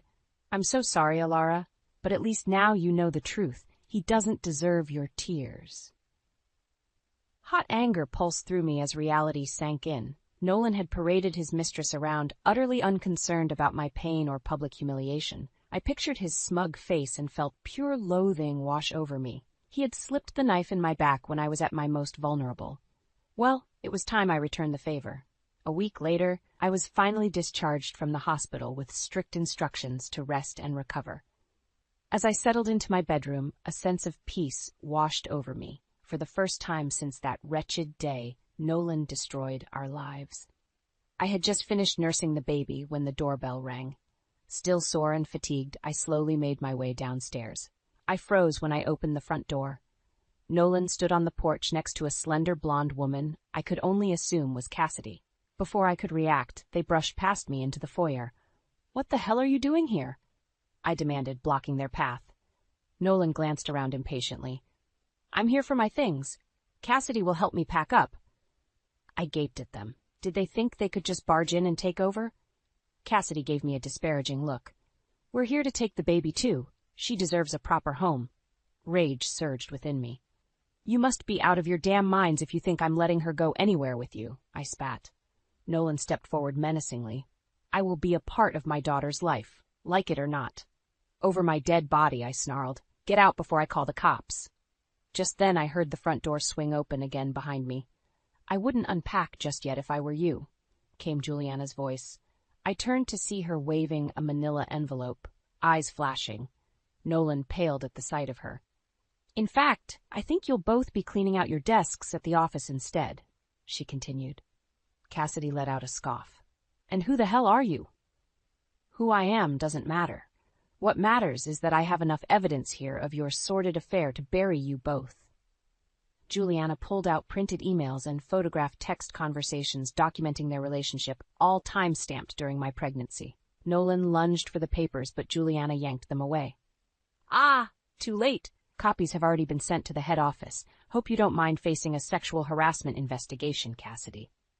Cassidy gasped, glanced frantically at Nolan, then fled for the still-open door. After a final venomous glare, Nolan followed close behind. I turned to Juliana, awestruck. "How did you get all that?" she winked. "I have my sources. No one messes with my best friend." Relief swept over me. Once again, Juliana had proven herself a loyal ally. While Nolan and his mistress reaped the bitter harvest of their lies, I would keep forging ahead. Upstairs, my innocent baby slept soundly, unaware of the darkness that had invaded our lives.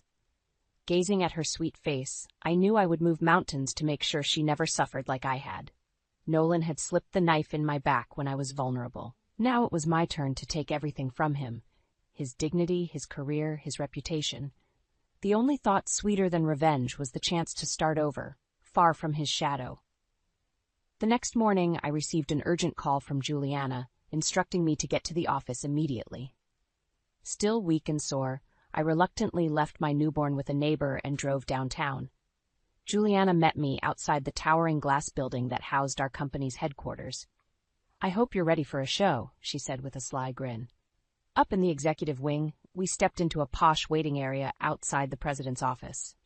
Cassidy was already there, pacing and biting her nails. When she saw me, her eyes flashed with hatred. At that moment, the office door swung open and Nolan stalked out, face pale.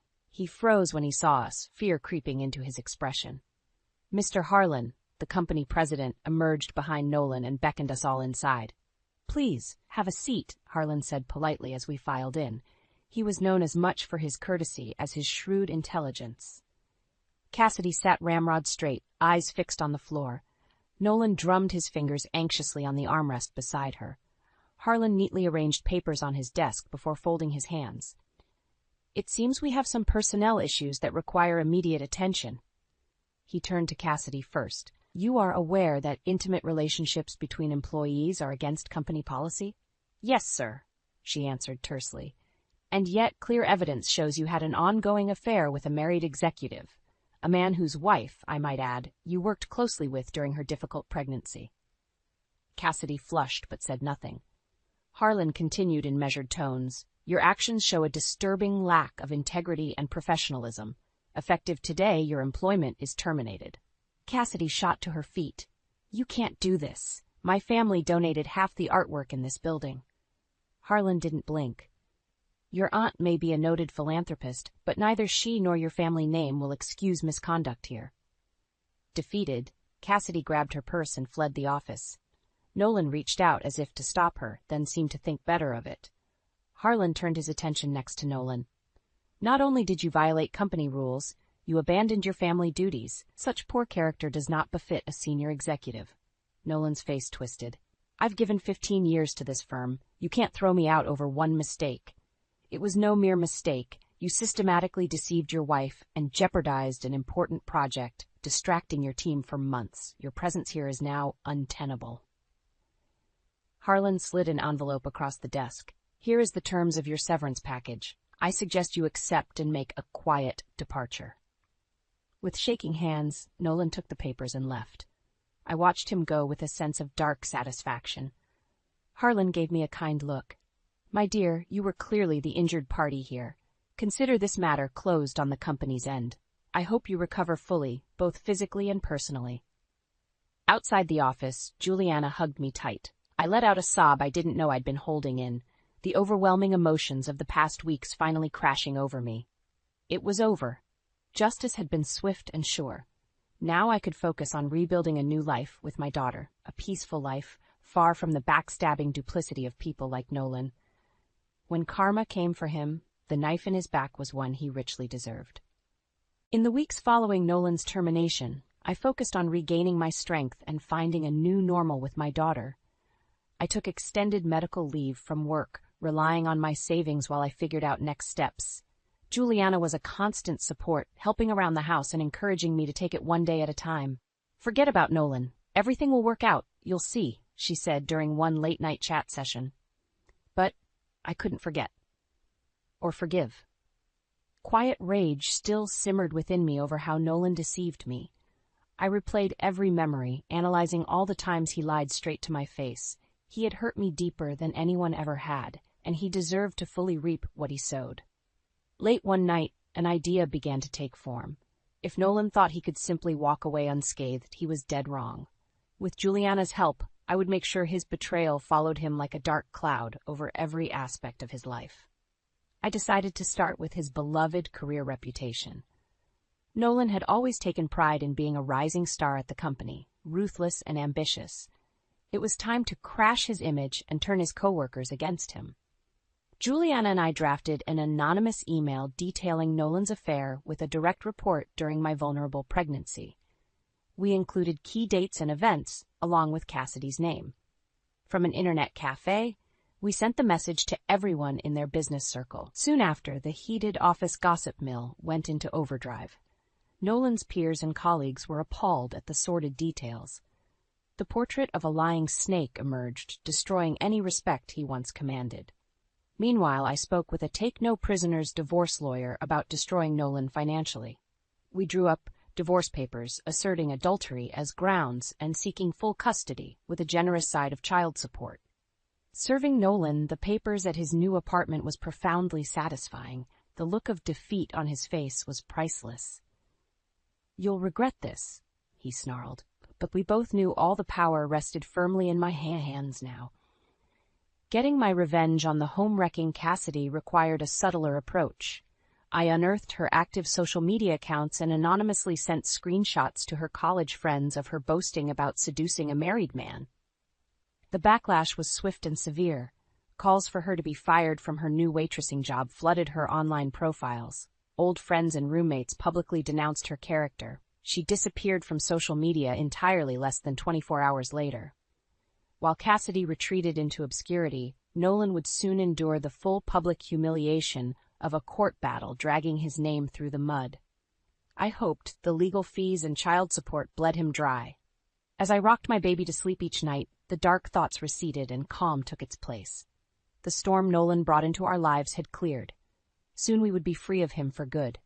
The memories of the loving man I once knew, replaced by the far more accurate image of a spineless, cruel traitor. He was finally getting exactly what he deserved. The day of my first divorce hearing arrived gray and bleak, fittingly mirroring my mood. I dressed in sober black and steeled myself for the confrontation ahead. I strode into the courtroom with my head held high, refusing to show an ounce of weakness. Nolan sat at the defendant's table, looking pale and twitchy. His usual well-groomed appearance was notably absent. As we went through initial motions, Nolan tried repeatedly to catch my eye. I kept my gaze fixed straight ahead, acting as if he weren't even in the room. When the judge questioned Nolan about the affair accusations, he sputtered unconvincingly. It meant nothing, just a stupid mistake. My lawyer presented ironclad evidence of the timeline of his betrayal coinciding with my vulnerable pregnancy. Nolan had no counter-argument. On the custody issues, Nolan became agitated and confrontational. "You can't prove I wouldn't be a fit parent," he burst out. The judge's tone grew stern. "You have not participated in caring for your newborn child. These allegations against your character are troubling." In the end, the judge approved our proposed arrangements for full custody and a substantial monthly child support payment. Nolan had lost completely on all fronts. The burning fury in his eyes spoke volumes. As we left court, Nolan grabbed my arm and forced me to face him. "I won't let you take my daughter away from me," he hissed. I yanked my arm back. "Touch me again and I'll have my lawyer file for a restraining order." Leaving him fuming, I walked away feeling victorious. The law was firmly on my side.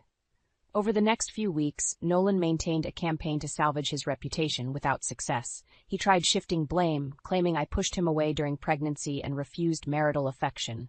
But the facts of his prolonged deceit were indisputable. Former colleagues and business contacts continued to ice him out, disgusted by the very public details of his affairs and misconduct. Doors closed swiftly when he came calling for job prospects. Nolan grew increasingly unhinged, ranting on social media about injustice and karma coming for those who wronged him. But his credibility was shot. Few paid him any mind. Meanwhile, I embraced single motherhood with a new optimism. The final divorce decree arrived right before my daughter's first birthday, with all terms in my favor. The new year felt full of promise and possibility. On a whim, I reached out to my former workplace and discovered they had an opening, eager to have me return. The chance to fully rebuild my career after years on the mommy track felt like a hard-won victory. As I regained my financial independence and stability, I marveled at how far I'd come. Just a year ago, my world had come crashing down. Now the future looked bright through eyes unclouded by lies and betrayal. Nolan had gotten the bitter revenge he deserved, and I had reclaimed my life. Over the next year, I fell into a rhythm of balancing work and motherhood. My new role involved less travel, allowing me to better care for my daughter's needs. Having the flexibility to leave early for school pickups and doctor visits made all the difference. Settling into my own place also brought immense relief. The wounds of Nolan's betrayal no longer haunted every corner. This was a home filled with new memories and possibilities. My social life also revived as I reconnected with old friends. Juliana remained a stalwart support, helping wrangle my rambunctious toddler during girls' nights out. Her companionship brought much-needed fun and laughter into my days. Meanwhile, Nolan's circumstances continued to crumble. With his reputation in tatters, he could only find spotty contract work. He burned through his remaining savings trying to keep up appearances and pay owed debts. I heard through the grapevine that he was hitting the bottle pretty hard too, often drunk and belligerent in public. It seemed anyone still willing to associate with him was another cheating lowlife or enabler. On the rare occasions our paths crossed, Nolan's bloodshot eyes and disheveled appearance only emphasized how far he'd fallen. He was a shell of the polished, ruthless corporate climber I'd once known. "We could have had it all," he slurred to me on one awkward chance encounter outside my office building. "It wasn't meant to turn out like this." I sidestepped him with a shrug. Should have thought of that sooner. I had long since stopped caring about anything he had to say. After 2 years of sporadic calls and texts full of bitter recriminations, Nolan's contact gradually faded to nothing. The biggest surprise was realizing I didn't miss him in the slightest. I was finally free, fully healed from wounds that had once cut so deep. My daughter remained oblivious to her father's dysfunctional spiral into obscurity. To her, family meant me, Grandma, and Aunt Juliana. She was thriving in preschool and had playdates most weekends with classmates. I made sure her life was filled with love and joy. As for Cassidy, the homewrecker who helped implode my marriage, karma had left its mark on her too. Crippled by the scandal and social media backlash, she had changed her name and left the state. Wherever she ended up, I hope guilt haunts her over what she helped destroy. Maybe Nolan can give her late-night calls instead. On the eve of my daughter's 4th birthday, I hosted a princess tea party with 10 giggling little girls crowding my living room. As I snapped photos and filled teacups, my heart swelled with love and pride. The painful past felt like a distant lifetime ago. Now my days were rich with playfulness and possibility, chasing around a bright-eyed daughter who was the center of my world. I had traveled through the darkness and come out wiser, stronger, renewed in body and spirit. The future awaited, more radiant than ever. Time marched steadily onward, each new day further distance between my present happiness and the pain of the past. My daughter thrived in elementary school, smart and social. She excelled in reading and loved showing off new dance moves she learned in hip-hop class. Her eyes, so like her father's, now sparkled with joy he had long forfeited the right to witness. At my company, years of consistently superb work paid off with a promotion to a director-level position. I now led a team of bright up-and-comers helping set strategy for our division. It felt surreal to be so highly valued when just a few years prior I'd wondered if my career would fully recover post-divorce. On evenings when my schedule allowed, Juliana and I would meet up for dinner and dissect dating app horror stories. We made an unlikely pair, her flashy and fiery, me understated and dry-humored. But our sisterly bond ran deep. "You really showed that cheating scumbag Nolan what's what," Juliana remarked one night as we lingered over tiramisu. Not every woman could turn heartbreak into such epic revenge. I smiled wryly. Don't think I didn't imagine slipping arsenic in his wine a few times, but in the end, living well turned out to be the best revenge. One spring morning I spotted a familiar name in the newspaper and my heartbeat quickened reflexively before I could stop it. There was Nolan, looking worn and shabby as he exited a courthouse trying unsuccessfully to dodge photographers. The accompanying article chronicled his guilty plea to drunk driving charges after ramming his car into a tree. His license suspended, career in tatters. The shell of the man I once loved now seemed utterly broken. For the first time in ages, an unexpected pang of sympathy pierced my heart. Whatever latent feelings stirred were quickly extinguished when Nolan's name surfaced again the following week. Arrested on assault charges after a bar fight, his spiral into reckless self-destruction seemed complete. I shook my head, sadly but resolutely. Some people could not be saved from themselves. I had to remain focused on protecting the family we had built, me and our daughter. She was the only part of him worth cherishing. As I helped my little girl practice newly learned multiplication tables that evening, I marveled at how innocence persists even when surrounded by the fallen world. Her childhood was so different from my own, devoid of yelling, mind games, and violence. By some miracle I had overcome my beginnings and broken the cycle. My daughter would grow up trusting in steadfast love, not tiptoeing around landmines. I realized then that I bore no lingering resentments over the pain and deception in my past. Survival and renewal had given me the courage to fully embrace life's complexities. On the other side awaited joy and light, if you just kept moving forward. Nolan's wasted potential was not my concern. His choices led him down a destructive road long before our paths fatefully intertwined. I saw that now with clarity. My task was to raise my daughter with wisdom and compassion, equipping her for whatever lay ahead. As for me, the possibilities of the future beckoned brightly once more. Scars healed and lessons learned, I stepped forward to greet them.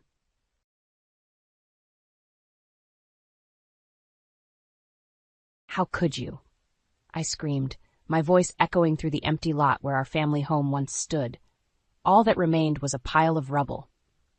I spotted Trent casually leaning against his BMW, sipping his daily Starbucks as he scrolled on his phone without a care in the world. He slowly looked up. "Oh, hey, babe. Welcome back," he said flatly. "While you were off finding yourself at that retreat, I took care of a little house project for us." My hands trembled and tears stung my eyes. I had just returned from a wellness retreat in the mountains, hoping to regain my strength after losing Mom. Now I came home to this violation. A little project? Trent, this was our home, I shouted. You demolished our 25-year life without even telling me? He shoved his phone in his suit pocket and strode towards me, his imposing figure casting a shadow my way. I stood firm. Eliza, that old place was getting run down anyway, and we could really use your inheritance money to build ourselves a nice new modern home. His voice turned from nonchalant to a growl. I flashed back to our wedding day when I saw that sparkle in his eyes. Now all I saw was cold, hard greed. My inheritance, is that what this is about? I asked in disbelief. You destroyed our family home, my memories with Mom, just to get your hands on my money? Our money, or at least it should be. Trent fired back, his temper rising. I'm fed up with you keeping everything separate. The inheritance, your savings. We're married. After everything I've given you, the luxury cars, the country club membership, our children's college funds, you owe me. I stood speechless, rage and heartbreak swirling inside me. This was the man I once loved with my full heart. Lucas and Sophie's father. Now he was a stranger consumed by avarice. Trent, you supported this family because it's your responsibility, not some favor you did me. I was the one working long hours in the classroom while you wined and dined your CEO friends. My voice grew louder, bolstered by a lifetime's worth of suppressed resentment. Well, one of us had to bring money into this family, though it seems teaching second graders doesn't pay like it used to, he scoffed. That tore it. I swung my hand swiftly, slapping him hard across the face.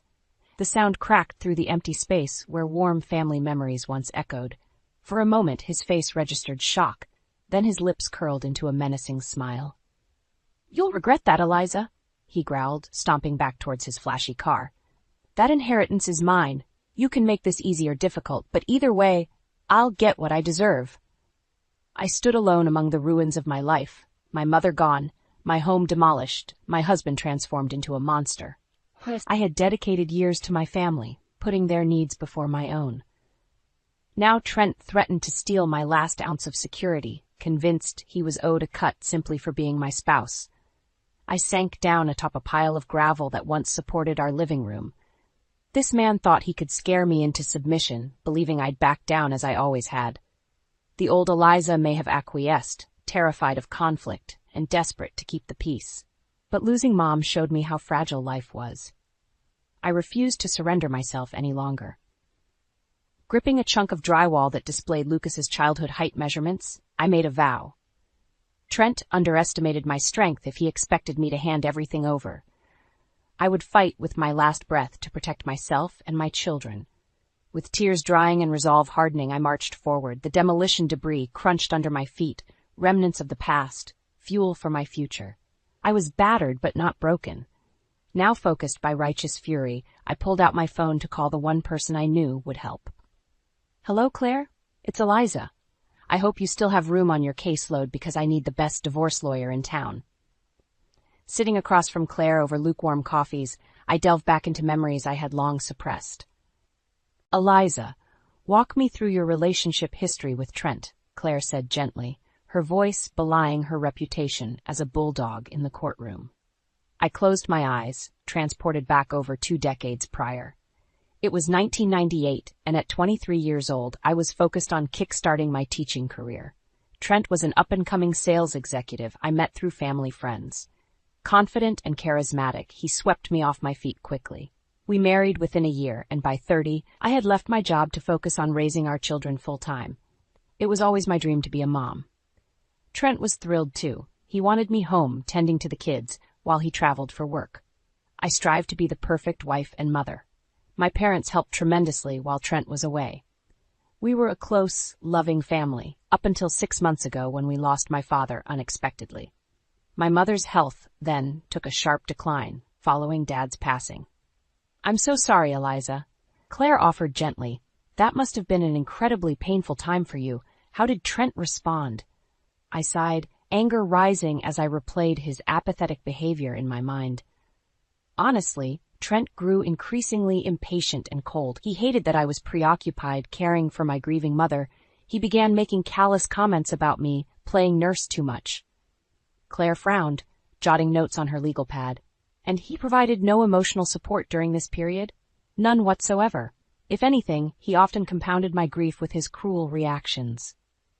My mind drifted back to one piercing incident. Mom and I were reviewing some old photo albums together, laughing and crying as we relived nostalgic memories. Trent came home unexpectedly early from a work trip. "Ugh, is this what my house has turned into? A pity party patch?" he had grumbled. "Trent," I scolded, "have some compassion. Mom just lost her husband of 40 years. And I just want my wife back. This melancholy scene needs to end." He stormed off to pour himself a scotch. Mom's fragile smile had vanished instantly, replaced by resigned sadness. We didn't look at the albums again. I shook my head, drawn back to the present moment across from Claire. So there you have it. The man I once loved disappeared, consumed entirely by selfishness. And now? My voice quivered as I recounted the image seared into my mind of our demolished home, of Trent's unconscionable betrayal. Claire leaned forward, her expression shifting to righteous anger. "Don't worry, Eliza. We're going to make him pay." Over the next weeks, under Claire's counsel, I dug up documents, financial records, and Trent's vicious text messages. She was confident this evidence would land a favorable judgment. We sat across her wide oak desk reviewing our plan when Claire's phone lit up. She glanced at the screen and her eyebrows shot up. "Well, speak of the devil. It's a text from Trent. He says he wants to meet to discuss things civilly. He must have gotten wind that you lawyered up." Claire let out an icy laugh. My stomach churned, imagining his scheme. "There's no way I'm agreeing to some fake meeting just for him to intimidate me more." I know, Claire agreed. She stared pensively at her phone screen as a sly smile crept across her face. The wheels were clearly spinning behind her intelligent eyes. "Actually, Eliza, I have an idea." She leaned forward, resolve emanating from her. "What if we use this text to set a little trap for your scheming husband?" I nodded cautiously as she detailed a plan to meet Trent under the guise of good faith negotiations. But with Claire secretly recording the conversation, we could obtain hard proof of Trent's coercion and threats. My anxiety melted into tentative relief at the finally holding him accountable.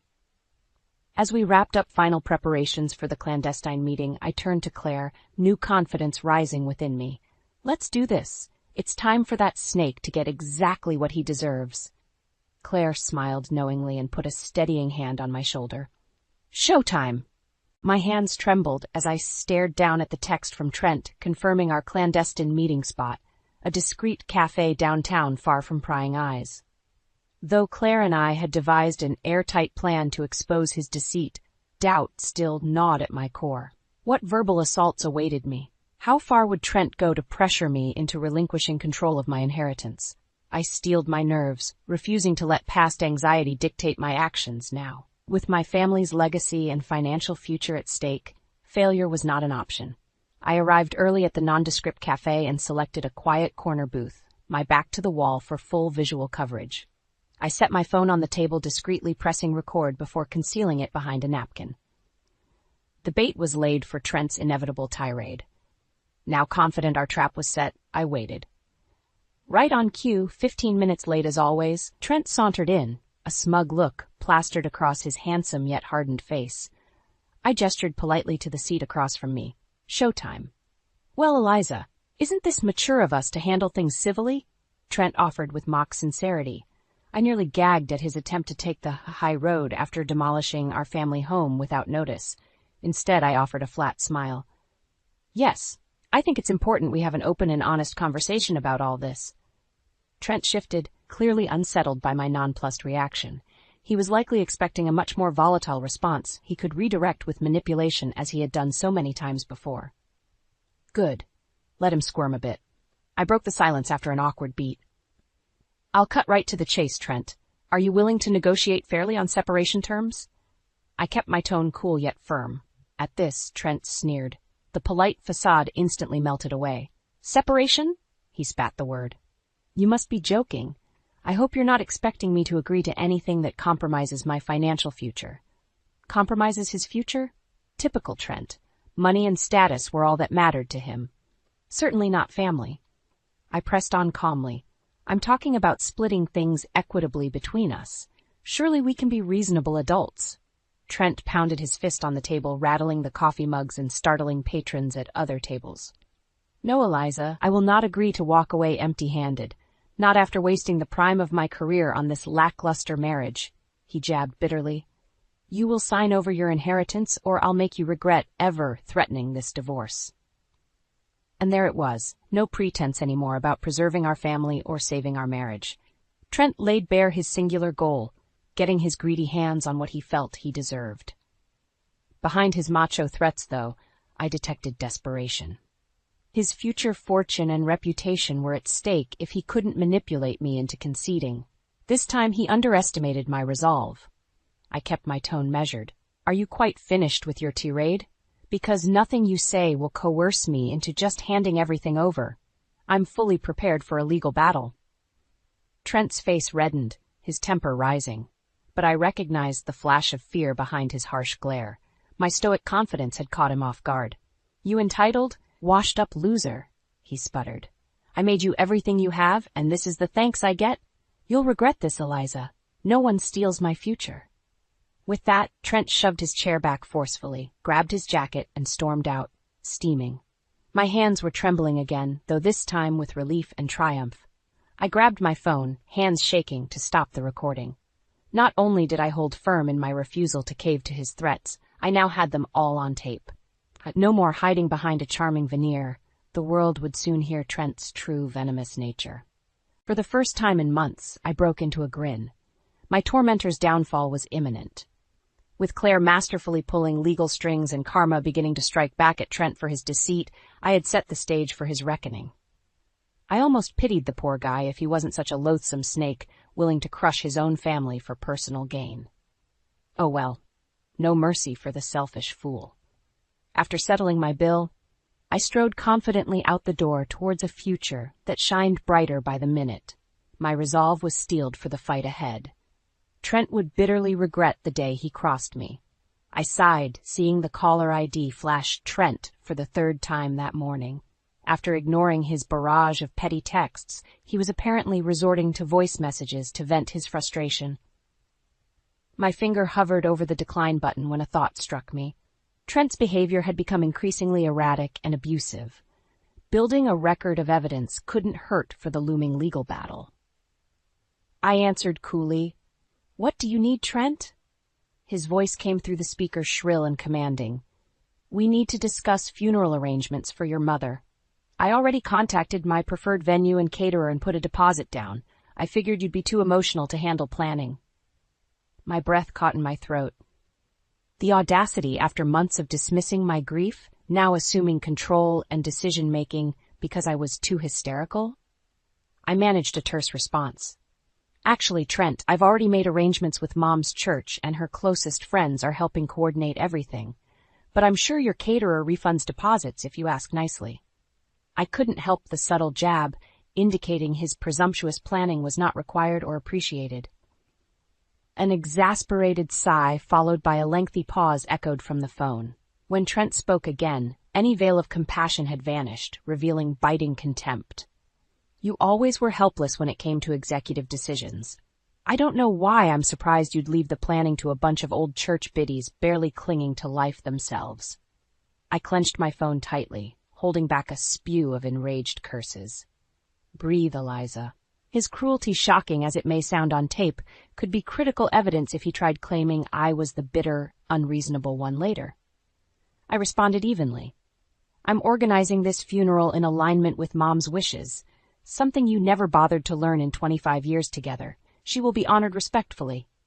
Please just let me handle this, Trent." Another tense pause followed. For a moment I thought he may have hung up. Then came a chilling, clipped reply. "Fine, Eliza. Throw your quaint little funeral tea party. But don't expect me to stand around making small talk with those religious fanatics. And not a penny extra from my accounts." The line clicked dead.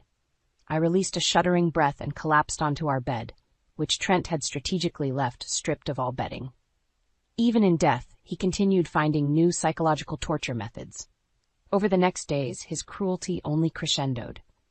As I sorted through Mom's belongings with supportive friends, he ridiculed the task as feeble sentimentality. When our son Lucas came to help with cleaning, Trent's calm facade broke. "Don't you have exams to be focusing on instead of wasting time on redundant housework?" he had berated our stunned son. All this could have simply been hauled off to Goodwill instead of drama queen Eliza's tedious emotional purge. Lucas retreated from the house quickly after that, clearly pained by his father's escalating bitterness. My heart broke envisioning the distance growing between Trent and the children. He was willing to sever even these bonds in his rabid pursuit of assets and pride. The day of Mom's funeral arrived, gray and weary, mimicking my turbulent mindset. As I dressed in a simple black gown, Trent emerged shirtless, sipping his morning beer. His appearance mirrored the disregard he had shown Mom even while alive. "Give my well wishes to the brainwashed Bible Brigade," he offered snidely. Hot tears stung behind my eyes. I slipped silently out the door into the drizzling rain. The showers disguised streaming tears as I drove to the church. Surrounded by true loved ones there, the service was filled with tender moments, honoring Mom's generous soul. Trent's absence went largely unnoticed. While it pained me he had abandoned us at this sacred time, Trent's recurring callous treatment solidified my will. Any lingering hesitation to push forward on severing ties vanished. His efforts to intimidate me into obedience had only affirmed suspicions of abuse for years. Now, with clear-cut proof, I was determined to fight back legally. As we laid Mom's rose-adorned casket to rest beside Dad, the rain subsided, leaving glimmering puddles in the cemetery grass. The clouds parted, revealing hints of hopeful blue skies beyond life's storms. Gazing into the light, I knew Mom and Dad were cheering me on proudly, and Trent's reckoning awaited on the horizon. Sitting across from Claire, reviewing the latest legal documents, I finally felt empowered and in control. Though Trent continued his petty power moves, I now had the law on my side. "With the testimony and evidence you've provided, we've compiled an ironclad case," Claire assured me, gathering up papers into a leather folio. Her fiery confidence fueled my own. "I'm certain the judge will rule in your favor regarding financial separation, and with documented proof of emotional abuse, you'll easily be granted full custody of your children." A wave of relief washed over me at this prospect. Securing Lucas and Sophie's well-being through the volatile divorce was my priority. Trent's influence had become downright toxic. Protecting them legally would provide peace of mind. "You've worked wonders, Claire," I offered sincerely. "I honestly don't know if I could have come out on top in this fight without you navigating the complex legal channels." Claire smiled humbly, handing me copies of the documents. "I'm happy to play my part, but truly, Eliza, your courage and refusal to be intimidated is what's winning the day here. Don't forget that inner strength." Her words resonated with my core. For so long I had minimized my resilience, believing Trent was the trailblazer. Now clarity revealed I was the foundation holding everything together behind the scenes, and I deserved equitable compensation for my sacrifices. Buoyed by this insight, I practically floated out the law office doors, ready to embrace the next phase with renewed moxie. My steps halted abruptly when I spotted Trent leaning smugly against my Subaru's driver's side door, preventing my entry. "Here we go again." "Well, isn't this cozy?" he offered sarcastically, gesturing to the law office. "Nothing like conspiring with shady lawyers instead of trying to salvage our sacred marriage vows." I scoffed at this warped perspective. I hardly think a healthy marriage involves one partner selfishly demanding assets and demolishing property without consent. "Now please move. You're blocking my car." Trent stepped defiantly in front of the handle as I reached to open it. His height had always given him an intimidation advantage. I refused to cower this time. "Not until you agree to a mediation session with a counselor," Trent demanded. "I'm sure once you explain yours fairly to an expert, they will set you straight about what you are entitled or not to." I nearly gagged at this attempt to silence me by making my protests seem irrational and uninformed. I glared directly at him with emboldened confidence. "I know precisely what I'm entitled to, Trent, and I have an extensive, well-documented legal team securing it without manipulation. You will not cheat me out of my due compensation." His smug veneer flickered briefly with doubt. My audacity clearly hit a nerve. Regaining composure, Trent pressed closer, his stale coffee breath assaulting my senses. "Careful, Eliza. You seem to have forgotten who ensured you lived so well all this time." threaten my reputation and I'll reduce you to dirt." Though his words raised the hairs on my arms, I didn't flinch. We stood face to face in taut silence, twins titans at the peak of a perilous precipice. I broke the tension calmly. "Feel free to sling threats if it makes you feel powerful, Trent, but we both know you stand to lose far more than I do here." With strength belying my trembling core, I peered unwavering into his dark eyes. "Now for the last time. Get away from my vehicle. You no longer dictate my life." A charged beat passed where anything could have transpired. To my relief, Trent scowled bitterly, then stepped aside, grumbling. I maintained vigilant composure despite quaking inside, safely driving off without glancing back. Maintaining courage through intimidation tactics was not easy, but I realized the breadth of my fortitude, and nothing was stronger than a determined woman protecting her interests against a greedy bully. "Game on, Trent. Your reckoning awaits." I tapped my foot impatiently, glancing between my watch and the imposing courthouse doors. Claire and I had filed the paperwork, petitioning for financial separation over a month ago, and the court date had finally arrived. Yet despite the early hour, Trent was characteristically late, no doubt a feeble attempt to regain control by making me wait anxiously. Little did he know, I had reached a state of zen. The law was on my side. 15 tedious minutes later, Trent came swaggering up the marble steps, not a hair out of place in his arrogantly confident power suit. I offered a cordial smile. "Nice of you make an appearance, Trent. Shall we proceed?" He bristled at my unruffled demeanor, but nodded curtly. I led the way into the expansive courtroom as we took our respective places at the defendants' tables. Claire entered soon after, flanked by our other legal aides, nodding reassurance. I kept my breath steady, visualizing victory as the bailiff called court into session. This was it, Judgment Day, for Trent's deceit. The proceedings commenced efficiently, with Claire masterfully presenting our evidence of emotional abuse and financial coercion. The judge listened solemnly, eyes widening at particularly shocking voicemails from Trent maligning my character. I had to hand it to Claire. She had crafted an utterly unimpeachable case. After what seemed an eternity, the judge cleared her throat, peering sternly over spectacles. "In light of the comprehensive evidence provided, I hereby grant the petition for dissolution of shared finances. All assets and inheritance shall remain exclusive property of Eliza, the plaintiff." I nearly collapsed with relief and triumph. Glancing to my right, I noticed Trent turning a shade of crimson I hadn't witnessed since Sophie's terrible twos tantrums. Veins bulged from his neck as he sputtered incoherently, trying to interject. The gavel pounded authoritatively, silencing him. Sweet victory. Additionally, in consideration of documented mental abuse, I'm granting Eliza full legal and physical custody of both minor children, the judge continued firmly. At this, Trent slammed his fists furiously on the tabletop, sending pens flying wildly. "This is outrageous," he roared, spit flying. "That money is rightfully mine, and you can't take my kids, Eliza." Before the bailiff could react, Trent sent the defendant's table crashing onto its side with a violent shove. He fixed his crazed eyes on me, shouting accusations as security restrained him. Rather than engage, I simply gathered my belongings calmly as he was dragged out, kicking and screaming. "You've made a grave mistake," he hollered among straining security guards. "I'll take back what's mine, Eliza. This isn't over." His lasting threats echoed down the marbled hall as I strode out to meet Claire with a confident smile. "Congratulations, Eliza," Claire grinned as we stepped into sunshine beyond the imposing columns. "You are now a very wealthy, single woman." And Trent's hysterics surely didn't help his appeal to the judge. Well done maintaining composure.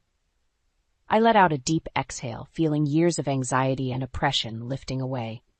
"Thank you sincerely. I couldn't have navigated this without your counsel. In more ways than one," I chuckled. We exchanged relieved embraces before Claire headed off to handle newly freed up caseload. Meanwhile, I slid into my Subaru's driver's seat, finally feeling its true owner. Trent's desperate threats didn't faze my cooler state of mind. His burst of outrage proved powerless against the justice system, securing my rights irrevocably. Any sway he once held over me was crushed under the mighty gavel of truth. I turned the ignition key, feeling renewed energy course through the previously strained vehicle. Trent had monopolized the driver's seat of my life for too long. But with his recklessly controlling hands finally off the wheel, I cruised eagerly onward down the open road toward independence. "Mom, that creme brulee was amazing!" Lucas grinned, leaning back contentedly after our celebratory dinner at the upscale French bistro. "We definitely have to come back here." I smiled at my son, who was home on a short break before summer internships ramped up. With Trent temporarily absent from family life, the cloud of tension had lifted. Sophie squeezed my hand affectionately from across the table. "I'm so proud of you for standing up to Dad, Mom. You deserved that win in court," she offered sincerely. I swelled with gratitude to have my children close again without fear of callous comments shattering tender moments. As we strolled outside the restaurant, Lucas suddenly gripped my arm, nodding towards the bar next door.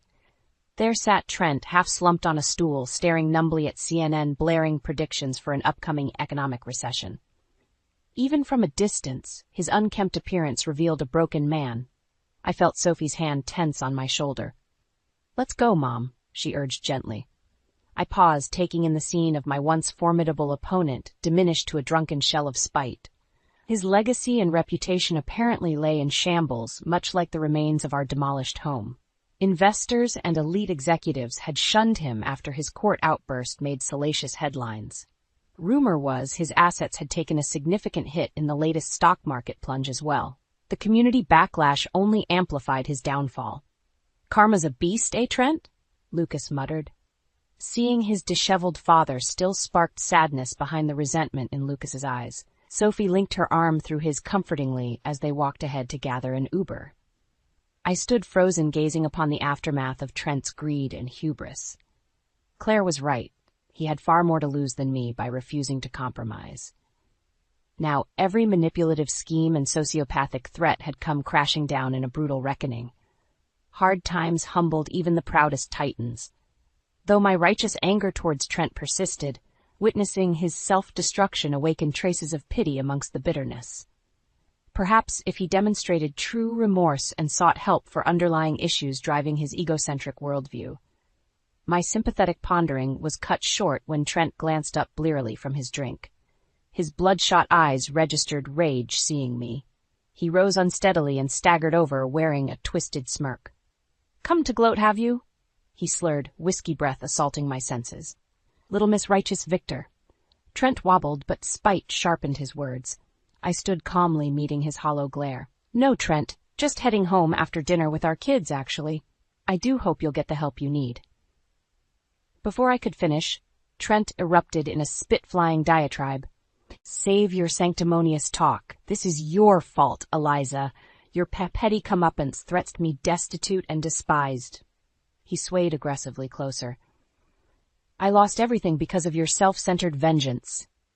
Sensing the confrontation escalating, I stepped cautiously back, gesturing to the approaching bartender for assistance. Trent was clearly beyond logical exchange in his inebriated rage.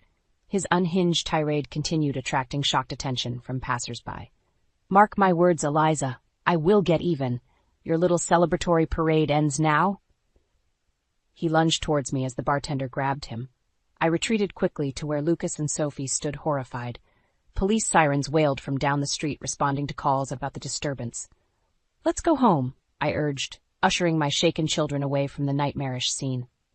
Glancing back, I glimpsed Trent being shoved into a squad car, drunkenly raging about comeuppance as they sped away.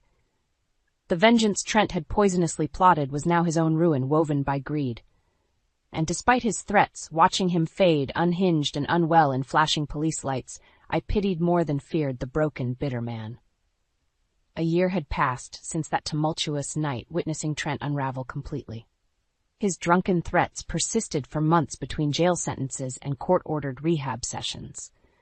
But word was he had finally accepted a lenient sentence at an upstate center specializing in anger issues and financial disorders. With Trent's toxicity no longer poisoning my home space, I began envisioning how to rebuild, starting with restoring the literal foundation he had callously crushed. On a refreshingly mild Saturday morning, I stood smiling with Lucas and Sophie on the vacant lot where our family home once stood sturdy for decades. Claire snapped photos capturing the hopeful moment as we broke ground to construct a new dwelling, not haunted by residual darkness. "I'm so proud of you, Mom," Sophie repeated, squeezing my shoulder. This is a fresh start for all of us. I surveyed the space, buzzing with construction crews hauling lumber, while Lucas and I discussed potential layouts. Trent's devastating demolishment had crushed more than bricks and mortar. But rising resilient from the rubble, I would forge new sanctuaries for my children, devoid of oppressive shadows. Over the next year, tangible rebuilding progressed in tandem with inner healing. With each golden beam raised and brick mortared in place, I sensed our spirits mending as well. Soon the lingering wounds from Trent's destruction would be more scar tissue than open gash. On a crisp autumn afternoon, I gathered with loved ones to celebrate the finished product, a gorgeous contemporary farmhouse blending vintage charm with sleek upgrades. Sophie and Lucas had invited college friends. Supportive relatives filled the home with infectious laughter. As caterers circulated with champagne to commemorate the occasion, I paused to admire photos adorning the fireplace mantel. Images of my parents smiled down, filled with eternal light and love despite their earthly absence. Gazing around at those present, additional missing faces stood out painfully. Trent's parents had shown their true colors, aligning firmly with their son despite incriminating evidence against him. And Trent himself sat stewing in isolation, still too prideful to take accountability. Their self-imposed misery was punishment enough. Occasional pangs of sadness resurfaced, missing the man Trent used to be before ambition consumed him. But focusing forward allowed me to appreciate life's everyday joys again, instead of dwelling on toxic relationships. Later, after guests had dispersed with hearty congratulations and housewarming bouquets, Sophie joined me on the front porch, gazing up at constellations glittering optimistically. She broke the pensive silence. "Dad sent me a brief letter today from the rehab center. It sounds like intensive counseling is helping him finally reflect more on the consequences of his actions." Though skeptical about authentic transformation from brief therapy, I nodded. "That's promising. Real change takes time, though." I hugged Sophie in closer. "But the most crucial relationships to fortify are right here, with people committed to lifting us higher." Sophie smiled up brightly through tears glinting in the moonlight. In her strength and sensitivity, my greatest co-creation glowed. She would perpetuate cycles of compassion, not malice. Together we sat in meditative silence, connected to forces intricately crafting redemption from ruin. Though scars remained, Trent's corrosion had only illuminated my resilient spirit. His darkness merely fertilized future flowers determined to keep blooming.